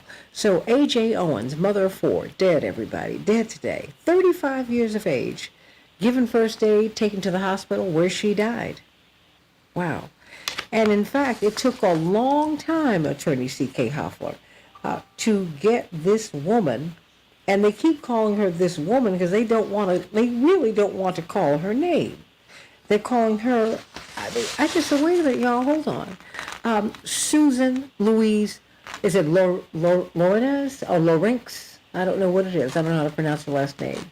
She is 58, and she was charged with manslaughter with a firearm. Why manslaughter? Explain to me what happened, because I'm trying to figure this out. What happened, CK? Well, Santita, this is, a lot of people are scratching their head, and first of all, my prayers go out to the family of AJ. That's what we call it. I have an AJ in my family, so when we hear AJ, the prayers go out to her family, her four children, and her two children who will forever be traumatized in a different way than other family members because they witnessed the murder of their mother. I mean, wait a minute. And that's just something. Children. I mean, how do you get... Two of her children witnessed the murder of their mother and carry guilt surrounding that, carry fear, carry trauma. But you say, how did this happen? Well, it happened, and I focus on what happened after she was shot. But how did this happen? Evidently, kids were playing. There was the assailant who shot and killed AJ, and AJ had words before because she was, yelling at the kids, not happy with the kids were playing on property close to hers and making noise. And so they were in a neighborhood, and, kids play in neighborhoods. And so evidently they had a history of altercations between the two, more verbal than anything else. That's just what we know by way of background. That doesn't justify anything. Let's be clear. Any information that we hear about any previous relationship that they had just provides context. And I think the only relevance of that for me is motive, what her motive could have been for her doing this intentional act, shooting and killing her. That's the relevance of that for me. But I digress for a moment. So the assailant took the iPad, little computer, from one of the kids that was playing. And actually, she threw things at one of the kids, too, hit one of the kids' foot. And that's just part of the evidence. That's what the witness statements have said. And one of the key witnesses is a neighbor who lived across the street who evidently saw the whole thing. And she also was a white lady who lived there, and she witnessed most of what happened. And so what evidently happened, AJ was going to this woman's house to figure out what was happening because she had thrown things at her children, had evidently taken the iPad, and so she wanted to go and talk to her about what was happening. And when she got to the door, they may have exchanged some words, and the assailant shot and killed her. How long did it take to get her arrested? It took a few days to get her arrested. This is the most amazing thing. And the arrest came only after there were protests, there were vigils, there was a call for action of at least 100 people protesting in the streets of Ocala. Ocala is known as horse country. I go, by the way, as I mentioned previously, I go to that area once a month, and I spend about a week. I go to the Gainesville, Ocala area. Ocala is known as horse country. The community, by and large, is a very, very wealthy community. John Travolta, people know, live there. And it's a very, very wealthy horse community. But it also has, like every community, it has a working class community as well. And this was part of the working class neighborhood that was surrounding a very, very, or embedded in a very, very wealthy community. So there were protests. There was call to action. The faith community also got involved. And yes, they did hire my good friend, Ben Crump. And lo and behold, she was ultimately arrested, but initially she was not arrested. And the sheriff took the position, we don't know if she should be arrested because of the stand your ground law. So people need to understand what the stand your ground law means and why this is a dangerous, archaic, and very bad law. Typically, the people that are victims of the stand your ground law, the victims are black and brown people, particularly African Americans. That is statistically a fact in states that have stand your ground laws, including Florida. Now, we have to draw an analogy. We have to talk about Trayvon Martin because I think the world first saw the stand your ground law really coming into they didn't realize that it existed, but during the Trayvon Martin case. This is a case you talked about it earlier, Santita, where this young man was walking in his neighborhood with a hoodie. He was killed by George Zimmerman. And why he felt, or the defense that he put up, because when you commit a crime, a deadly crime, a felony, typically when this happens, although we didn't see this happen in the Ahmaud Arbery case, but typically what happens is the assailant is taken into custody. Now, there's an investigation done, that they're at the scene, and the person is taken into custody. And we saw the stand your ground law come into fruition and really take its course in the Trayvon Martin trial, where Zimmerman was acquitted based on stand your ground. So the stand your ground law at its inception was designed to enable people to protect their home, to use, if they feel that they're being threatened with deadly force, not regular, deadly force, and there's a presumption of fear of death or great bodily harm, they can then use deadly force in their dwelling or their residence and outside of the residence. I've had stand your ground cases and premises liability cases where people basically say, Santita, it's the most interesting thing. In Florida, where they will say, oh, I was threatened by this person. Usually it's a black this person. I thought that person was going to come at me and was going to, kill me, and that's why I shot him. Or that's why I shot him.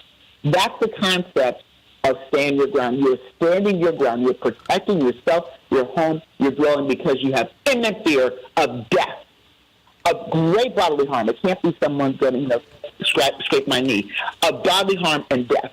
That's at its core. But think of how it's playing itself out. That just could mean, and people have to reflect on this, that if you are threatened, if someone is threatened by you because of how big you are, my sons are over 6'3".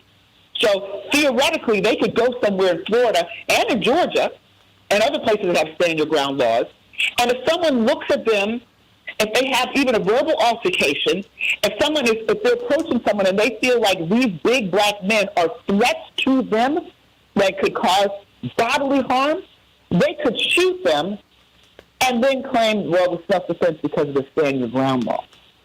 So we see these archaic laws play out. We saw it in the Ahmaud Arbery case, where they chased them down like a runaway slave, because a lot of these laws, whenever they were put into place, especially the archaic law in Georgia, it was during slavery. It was to enable citizens arrest when slaves got unruly and were running away. So when you have these laws that are archaic, they hurt black and brown communities. That's statistically a fact. That's not made up. That's not policy. That's not a political. That's a statistical fact. And that is what happened in this case. AJ was shot and killed in front of her children because she went to the door to confront the mother who had thrown roller skates, I think, at her children. And she didn't have a gun. She didn't have a weapon. She didn't have anything like that. There was no danger. There was no danger that she posed other than a mother saying, why did you hurt my children? And she was shot and killed right there in front of two of us. So that's what happened, Santita. I mean, I could talk about other facts in the case, but if you want to go to its core, that's what happened. And we're seeing this more and more. People going to people's front doors and being shot. I wonder how it is I want to know how the police justified not arresting her. And I want to know how could she be charged with manslaughter? Well, the police justified not arresting her because of the stand your ground law. The sheriff wanted to make a determination with the prosecutors and all their investigatory teams. So this is about as simple of a case as I've ever seen. But they wanted to, check and make sure that she didn't have a viable defense. Well, let me just tell you something about a defense. A defense is a defense. That's what you do in a court of law. But if you shoot and kill somebody, chances are, and these United States of America, if you're black, you'll definitely be arrested. But people should be arrested because there's no cause to arrest you. You shot and killed someone. Now, sometimes it's in self-defense. So when it's in self-defense and one of the defenses is I'm standing my ground, they may take a little more time. And in this case, I submit that race was a factor. That's what I believe. And the delay. You do have a black woman who was shot by a white woman, and they were involved in some type of a altercation or something like that. Not a physical altercation. Let's be really clear. There was no evidence of a physical altercation that was going on or anything like that. She was merely going to her neighbor's house because her neighbor had thrown something and hurt her children, or may have had some iPad or some technology instrument that belonged to her children. So that's what it was. And so they didn't arrest, it's my understanding based on the sheriff's statement, based on that. He wanted to see whether the stand your ground law applied. So he's already making a determination. And that's something that a judge can make a determination, as in the case of the NFL player in Palm Beach who's on trial, and a judge can make a determination that stand your ground law does it apply or doesn't apply. But it's not for the sheriff to make that judicial legal determination at that point. If they do, they look at the evidence. And so that was his reasoning for the delay. Wanted to investigate a case that when they took the witness statements that day and the next day, they could have effectuated an arrest. Well, she would have been out on bail on recognizance or whatever, but they didn't. And that is what caused the protest. And I believe that the protest and the community unrest is what promulgated them to look at this case differently and to arrest her ultimately. Now, you asked about manslaughter. I don't know why she wasn't arrested for first-degree murder, but I don't have all the facts in front of me. And I believe it will unfold in that way. The optics look. Optics. Hold on. Let me, optics. The optics are awful. Let me bring in Paul from Seattle. Paul, what's on your mind, hon? Oh, good morning. I really appreciate what Santita is saying about the stand your ground. This is being used to frame victims of shootings, and I'm thinking about the Trayvon Martin case, where the Florida law says that stand your ground is a defense unless you're the one who started the altercation. But then in the trial they said, well, there was no evidence that George Zimmerman started the fight. Okay, well, by de facto, that kind of means that Trayvon Martin started the fight because there was only two people and there was a fight. So the standard George Zimmerman uses stand your ground as a defense. Trayvon Martin may have been winning the fight at the time of the shooting, but doesn't he have a right to stand his ground if he's cornered and somebody's holding a gun on him? He didn't have a gun. If you're in that position, you're standing your ground. I mean, I would do the same thing. If somebody's holding a gun on me, I might have to wind up on him, because what choice do you have if somebody has a gun on you and you are feeling threatened, like for your life? You got to do something. But no, it said there was no evidence that George Zimmerman also was no evidence that Trayvon Martin started the fight, except for the fact that he might have been winning at the time of the shooting. But these laws are just twisted to blame and frame the victims, who are most often people of color. CK? And can I just add to that? There are thousands of people who have been shot and killed or stabbed and killed, and there's been no justice for the families because of this defense that they use, which is the stand your ground law. Thousands of families. We only hear about the big cases, and a lot of people, I don't agree, but there are people that criticize high-profile lawyers for taking these cases, and they think it's for self-aggrandizement. I disagree. For this reason: one, these are very difficult cases. Number two, you take these cases to the detriment of your life, because a lot of people, the same forces that want the stand your ground law, will fight for the stand your ground law, and don't like lawyers who get justice despite the stand your ground law. So let's just understand that. Thirdly, without a doubt, Ben Crump's presence in this case made a difference. That sheriff knew he was coming and knew he better come correct and do something right quick and in a hurry. That made a difference. But these thousands of people, thousands of families, thousands, maybe hundreds of thousands of families who are in this country who didn't have the benefit of someone who has the prominence of a Ben Crump, and who never, or before Ben Crump, the families who are laying and never can get closure to their loved ones being shot and killed or gunned down or chased down like they're in the Ahmaud Arbery. You see, so we have to look at this through a different lens and not think, oh, this is all about money. There's not, if you talk to any family member of a victim, because our system of justice allows for two types of ways of addressing criminal activity. Through the courts, when the prosecutors may not decide to bring a case against a defendant, an assailant, like the assailant in this case who killed AJ. And I don't call her name because right now it's so raw for me. So I call her the assailant, the defendant, because that's what she is to me, a defendant.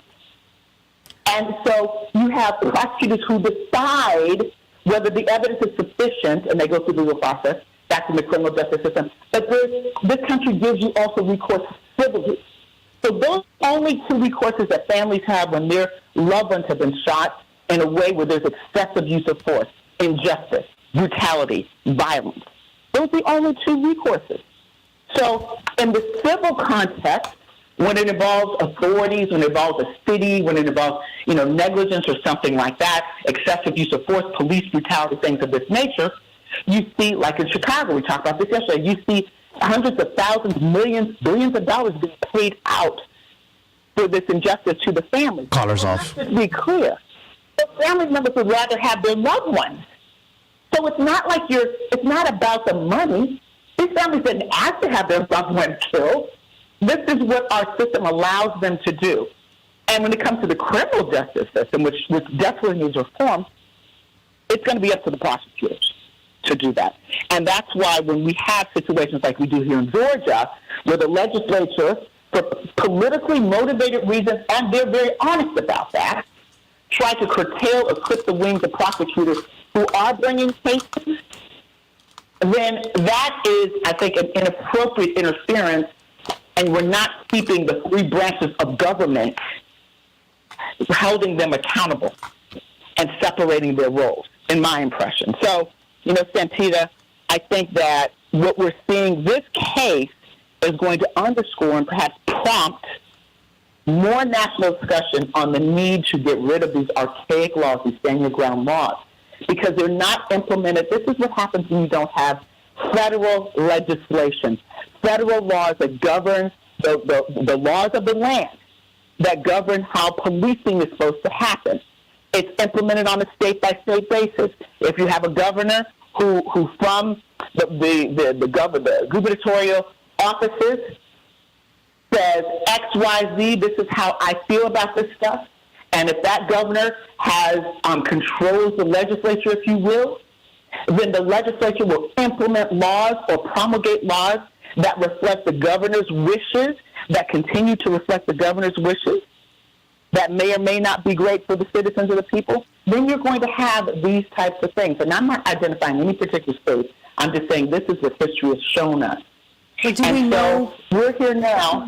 Yeah, because in this case, I mean, I know it's at the beginning. We're at the beginning of this, but it just sounds so crazy. They have had a history of this woman complaining about these children, mistreating these children. She's a problem. She's a problem. Well, that goes to motive. Huh? Yeah, and that's going to go to motive. I believe it's going to go to motives, meaning why and how and why she decided to, in a depraved way, take the mother's life. Well, hold on. She shot and killed that mother. Stay right there, because I got about 2.5 minutes. What made her feel that she had the right to take her life? Santita, I don't know. But I tell you, when I saw her in handcuffs, because the stories that originally surfaced did not make it clear that she was not black. It seemed like it was a black-on-black crime story initially. So what made her feel that way? Because she was just sick and tired, and she probably felt, look, I have a gun, and I'm gonna, this is what I want to do. I just don't know what's going on. I just, because I'm like, well, wait a minute. She felt that she was correct. Right. And, I mean, she could have said she was defending herself at her dwelling. And she's a coward. She shot her through the door. What? Right. But because she's going to say, this is going to be her defense, that she was threatened with bodily harm, that this bitter, big, boisterous, loud black woman was threatening her life, and she felt that she needed to use deadly force, Santita. She was going to hurt me. Defending her children. The last minute belongs to you. What do you want us to know? What should we be watching out for in this case? Because I'm going to tell you something. I don't want to see another settlement right now. I want to see a trial. I want this woman, I want there to be some explanation by this woman or her team. I want her to explain why she felt that she had the right to shoot and kill this woman. I want to hear it. I don't want $10, $20 million. That's nice. but I need her to explain. Pucker up, open your mouth, and tell us how and why you felt that you had the right to kill somebody. Last minute, it's yours. Well, I will tell you this. She's not going to testify in this case, I predict. She will never explain why. But the defense will say that she felt that her life was threatened, that she had no choice. That's going to be it. In a criminal case, you can't compel someone to testify. Okay. So I doubt that she'll testify. We're not going to get that kind of justice. But it's going to be a defense. But she felt she had no choice. She was defending her life. I just needed you to tell me something, because I'm like, look, I want to get, as my grandma Helen used to say, let's get down to the bone. What really happened here? Someone felt that this woman felt that she had the right to kill her. She felt that. She believed that, and so she did it. And she did it in front of this woman's children. Shame on her. Shame on her. But I got 20 seconds. 20. Go. Remember, and let's just put it out there, Ahmaud Arbery, they called the prosecutor. The prosecutor told them what to do at the scene of the crime. The men who now sit in jail for life without the opportunity of parole. They called the prosecutor at the scene after they shot and killed Ahmaud Arbery. And she said, wash yourself off. Going to get some closing thoughts from you in just a couple minutes. I love you, everybody. Stay tuned on the Santita Jackson Show YouTube channel. See you tomorrow on the Santita Jackson Show. I wanted you to finish your statement, but I had a hard out. Right. Well, Santita, what I wanted to say is you got to remember the Ahmaud Arbery case, where we had at the scene of the what happened, where the one of the defendants, the father, called the prosecutor because he knew her relationship, small town, and said, "Hey, I'm in this little situation. This is what happened. What do you need to do?" And she said, "Well, go ahead and wash off this evidence." And she obstructed. Wash off the blood. Right. Wash it off. Wash off the blood and obstruct the scene of the crime. And they knew exactly what they were doing, and that's exactly what they did. So we have to remember that, firstly, and that does happen. I don't know enough about the facts in this case, but I suspect, I don't know. But the charges of manslaughter, the prosecutor must have felt he had to do something, and he maybe felt that's what he could do. He can always escalate up the charges if new evidence comes in. But she was charged with, of course, she's endangered. How about these two children that she endangered by pointing her gun and shooting their mother? When you shoot, depending on the kind of gun you have, the bullets can ricochet. I've had a case like that, where the bullets ricocheted and hit a woman in the heart and killed her instantly. This can happen. This is not, and you're shooting like this in a reckless way where there's two children right there standing by their mother. So, and she shoots in the shoulder. So, I think there's going to be a lot of evidence. The question's going to be, will a Ocala jury convict? Will an Ocala jury convict? And that's going to be something that, I'm sure people are going to study that question. But, Santita, I just have to say, we have to watch this case very closely and just remember that it was the parents of Ahmaud Arbery, led by his dad. His mom also played a very, very significant role. That family that fought for justice when there were no charges intended to be filed against the defendants initially. The defendants felt so empowered that one of them made a tape. That was the tape that actually evidence of the conviction. But there probably, who knows, there could be a tape here that we don't know about. But we've got an eyewitness who testified who was across the street. I hate, and I wish this would not, I wish that race did not play a role in this case. But I really wish that it did. You know it does. She's sitting up here surrounded by these. But I wish that it didn't. I wish it didn't, but wait, Joyce wants to know whatever happened to that prosecutor in the Ahmaud Arbery case. Jacqueline, I think her name is. Has she been convicted? Right, Johnson. Yes. As much, I don't think her trial, I don't know if her trial has already gone forward, to be honest with you. I'll have to look at that. Haven't heard, it's interesting, haven't heard anything about that. No. But I don't believe her trial was pending. There were delays, more delays and more delays. But I do believe She has not taken a plea, as far as I know. But I'll look that question up, Santita. No, because I think that's, you know what, CK, would you look it up so that we can follow that case? Yes. Really, no, I want us to follow her. I want us to follow her. We need to follow that case.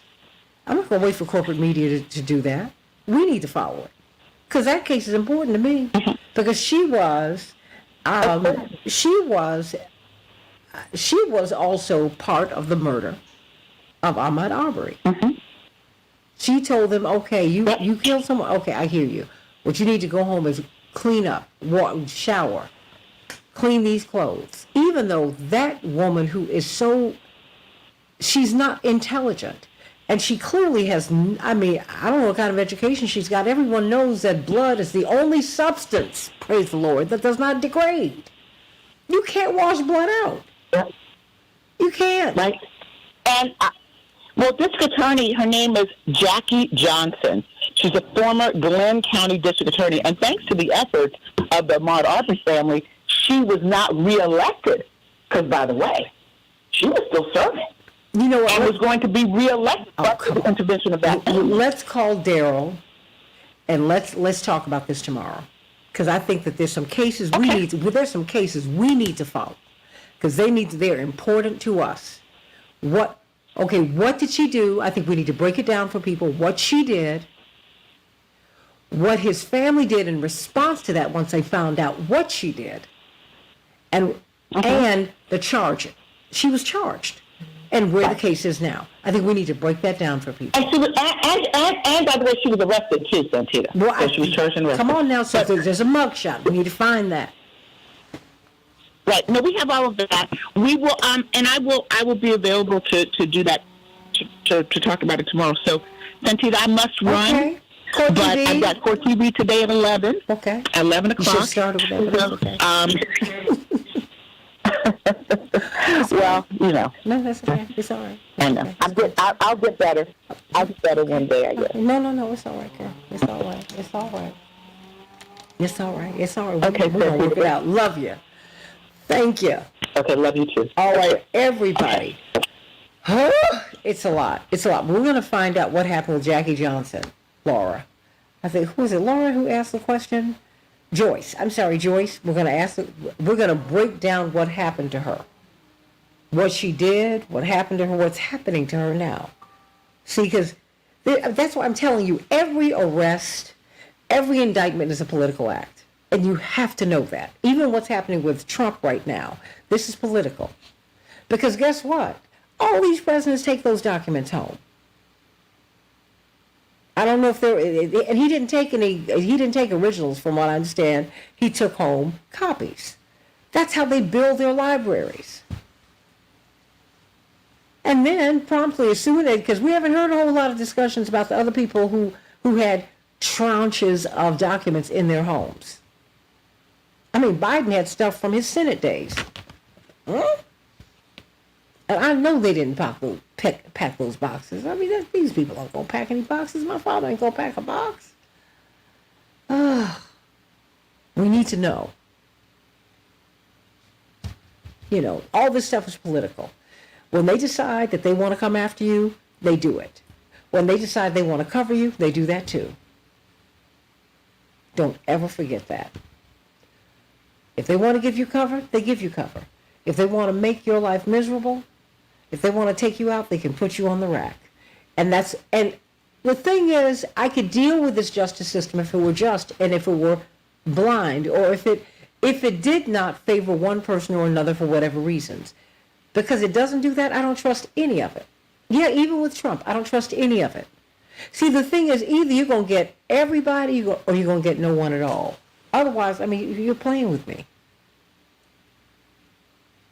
I don't like it when I see anyone treated in a way that is unfair. And it's unfair when you're going to jam me but not jam them. I don't like that. Even when I disagree with you politically, I'm not feeling that. No, at all. I'm not. If you don't want Trump to run for president, tell him so, cut the deal, and get him out the way. What you're doing right now is amping up his supporters, And people who are even marginal in their support or who did not support him at all. People who feel that they have been jammed by the system are going to feel that they have a kinsman in this man. I'm telling you, that's where we are. This is ridiculous. And one of the things Mayor Daley, the father, taught us, the boss, the quintessential mayor in the history of the United States, the boss. That's what he was known as, boss. He said, you never mention the name of your enemy. Every day since this man lost the election, the corporate media have done nothing but call his name. I cannot help but feel that they are on his side. And not for ratings. No, for a corporate agenda.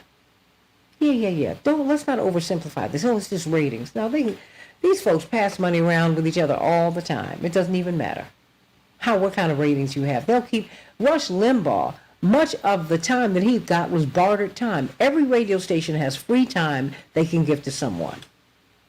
In the public interest, if you will. You know who got most of that time? From coast to coast, it was Rush Limbaugh. So you don't really know what his ratings were. At some level, it didn't matter what his ratings were because he was the only game in town. So of course he was going to be the biggest guy because he was the only one who was there. You couldn't get on the radio because he took up the space. I'm just saying, know how the game is played and know that it is a game. Know that it is a game. But Joyce, for you and everybody else, we're going to find out what happened, what Jackie Johnson did in the Ahmaud Arbery case, because she was a prosecutor. See, because we're watching all of these people who are in positions of authority, the Supreme Court. Yes, all the presidents who take all these documents home, and every last one without exception have done it. How are you going to take top secret documents home? And yes, the president does have the authority to declassify. Yeah, stop lying on him. That's true. That's what they do. One of these guys, when they recovered his documents, he had documents to Ukraine. We're in war with Ukraine now. You're not going to ask any questions about that? But, you're just going to be quiet because your guy's in office. Don't do that, y'all. Don't do that. Don't do that. Either you're going to be based in principle or you are not going to survive. God is not a respecter of person. God is a respecter of principles. God has principles. If God let his only begotten son come down here and get his butt kicked and would not accept him to heaven until he figured out how to forgive the people who killed him, what about you? I told you the spirit world is the only place where you don't get social promotion. You don't just get passed along because you look like you figured it out. Oh, no. God does not let you move to the next level until you have actually figured it out. You might do that in school here. You can get by, but guess what? In the world, you are not going to get away with God. Because God knows it all. Your motivation, God knows it all. Y'all. So come on. Let's get this right. And if you're going to get him on these documents, then you need to deal with everybody on these documents. Otherwise, you're going to do nothing but inflame his people. And you'll inflame me. And I don't have to support him, but it is inflaming because, like I said, Dr. King lived under audit. IRS audited his entire public life. I know what that's like. When the New York Times obviously lies, they didn't falsify and cover up and say, no. They lied. Their journalists told these Nazis to take off those Nazi symbols and then I'll take your picture and file the story. They're liars. And so I'm supposed to believe you? What kind of fool do you think I am? Huh? No, Laura, that's how I feel. Yeah, Robert, I said, y'all, come on, really? Then you chase other people down. Oh, no. You chase Bernie Sanders out the race. Chase him out the race. Try to put his wife in jail. All of that. Yeah. That's what they were trying to do. I get it. But there's some people you give cover to. And the people who get the cover are the people who are not on our side. And that ought to make you tired. You ought to be tired of that. And you ought to demand better than that. And you're not going to get it until you do. I can't make it. I can't make you do that. What did Bonnie Raitt sing? I can't make you love me if you don't. I can't make the heart feel something that it won't. I can't do that for you. But for broken people, and for black people, for indigenous people, anyone who's been broken, you always get someone who inspires you, puts the spirit, puts the spirit back in you, reawakens your spirit, so that you know that you are somebody and that you deserve the best. Now, you need to give God your best, but you deserve the best. Got to do better than this. Not better, we need to do right. So all these folks sitting around talking about Trump for the 30 minutes, and he's facing an indictment, that won't matter worth two moolah. It won't matter at all. He can run and win, and like Dwight McKee said, pardon himself. And him being indicted ain't going to mean nothing. Nothing. I didn't say not a lot. I said nothing. It won't mean, it's not going to mean a thing. It's not going to mean a thing. Not going to mean a thing. People have stolen elections. They've done all kinds of stuff. Folks have lied, all of that. Yeah, get out of here. And he knows the game. Because he is from the streets, honey. Please. The streets. Them streets. So, what? I'll tell you what. I'm not as tired. I don't feel no ways tired. I've come too far from where we started from. Nobody told me that the road would be easy. I don't believe God brought us this far to leave us. I don't have the right to be tired. If God can get up every day, then you know what? Me too. Even when I'm tired, as I have been the past few days, because I've had a lot going on with my family. But you know what? It's all right, because at least I have one. So there's that. I'm telling you, nothing in the society is going to change until we change, because we are the society. So people are still going to get shot by their neighbors, black, white, brown, yellow, whether there's a racial element to it or not. It's called man's inhumanity to man. Persons and people are just unkind to each other. Somehow or another, this woman, 58-year-old woman, white woman, did not see this black woman as her equal. Was there a racial element in it? Of course, that's American life. That's the world that we live in. But it's something even more fundamental than that. Because remember, racism is a form of classism, not the opposite. Somehow or another, she did not see this woman's humanity. And if she wasn't going to see her humanity, there's a white sister she has whose humanity she will not see also. Think about that. Something about her reel off. So, let's be prayerful, everybody. Let us be prayerful. It's just, let's be prayerful. And let's not get better. Let's do right. How about that? I don't want to get better. It's like my Uncle Mickey said at the hospital. The doctor said, we're going to make you better. He said, no, then you give me my clothes and let me get out of here. Because I want to be well. I don't want to get better. I don't want to go limping home with medicine that's going to make me feel better. I want to get healed. I want to be right. I want to be whole. Now, either you're going to make me whole or you're not. We can't guarantee anything. You better try like hell to guarantee that I get well. You better do your best. How about that? And you need to apply that same principle to the society.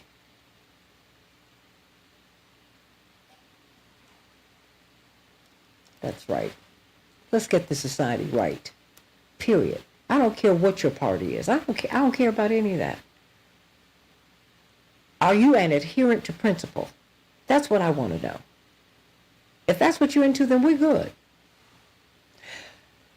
Jerry Falwell, I'll say this, and I'll share this story over and over again. when my father was about to run for president in 1983, most of us did not think he was going to survive the run. Black leaders of his prominence did not live past 39, and he was the next person in line. And that was the big fear. And that was my big fear. And it really was it was one of the most painful times of my life. Because my father and I are very close. Very close. He's the person I can go to when I'm feeling my worst. And he does his best to make me feel like I'm the best thing that ever happened to him. That's who my daddy has been to me always. Always. He's always looking for a way to lift me up. Always. Always has done that. Always. And so when he was getting ready to run, Pastor E.V. Hill, who's one of the most prominent evangelists of the last century, black man, conservative, Republican, all of that, but, good human being who switched parties during the primary, and he would have done that if my father had become the nominee, and raised a lot of money for him, and told him, I remember my father took me to dinner with him just a few weeks before he announced and said, and he told Pastor Hill that I was struggling. And Pastor Hill said, baby, my parents were sharecroppers. Your father's got to run for them. And he went through this whole thing. I felt, I understood that, but it was still very painful. But he took him to see Jerry Falwell, because Jerry Falwell was very close to him. And he was one of the biggest guys in that particular space with Pat Robertson and all of it. And for a black man to be in that space, he was huge. And Jerry Falwell said, Jesse, you and I, and they were speaking preacher to preacher, so preachers at that level, they call each other by their first names. He said, you and I politically are not on the same page, but you are my brother in Christ. And while I don't adhere to your politics, I do not question your faith. I believe you believe in God. And I love you and appreciate you for that. I live down here in Lynchburg, Virginia, and I'm hearing a lot of things that are disturbing to me. And while I'm not going to endorse you, Jesse, I want you to know this. I will not let anyone hurt you.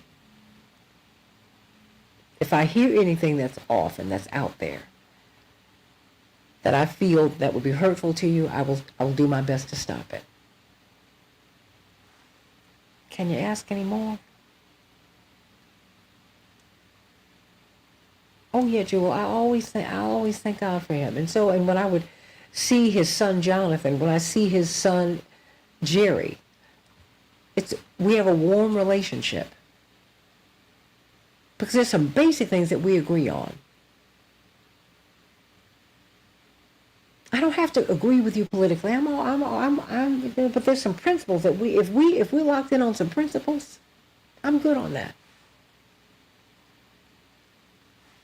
That's the relationship I had with Roger Ailes, and the only album I've done it was with so far has been with Senator Orrin Hatch, right wing senator, one of the most powerful men of the 20th century. No one was kinder to me. No one championed me more as an artist.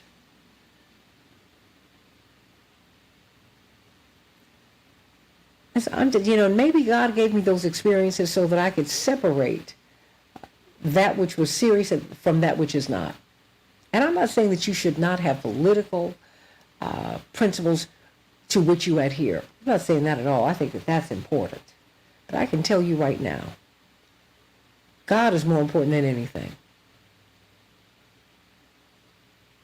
And God respects persons and principles, not persons. Get over yourself. Oh yeah, Janet, I got some stories for you. And I've seen God move in my life through some people that you would not expect. And I've seen some people that you would expect to be our allies who've tried to destroy my family. And as my father says, Father, forgive them, for they know not what they do. Because so many people who have tried to destroy my family, my father's had to preach their funerals, and I've had to sing at them. And maybe some of them will have to sing at mine or preach mine.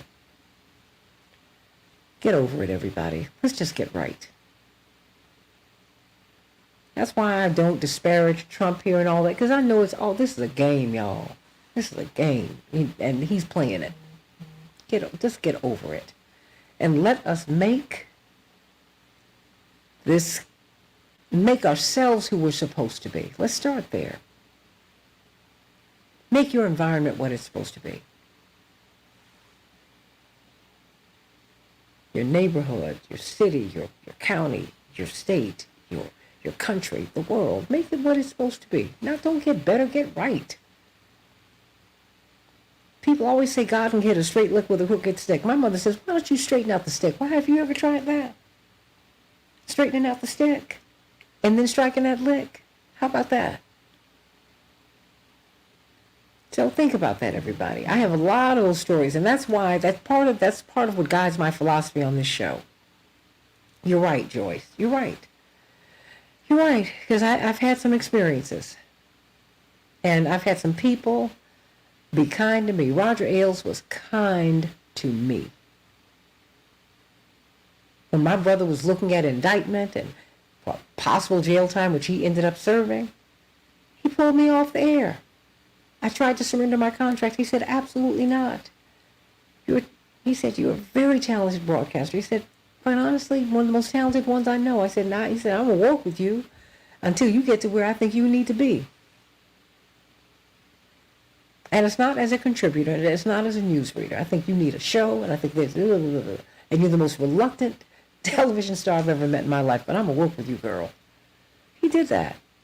He said, I can't control my producers, but you need to learn how to say no. You don't need to please everybody. And you're gonna learn a whole lot in saying no. And getting their notes and going, you know what, this interview's not for me. That's what you need to learn. I've had some great teachers. And these teachers, they've come from the unexpected places and spaces in my life. And I thank God for that. So open your heart. Open your hearts. Y'all be open. You might be surprised where your blessing comes from. I promise you. Before the Lord, it's coming.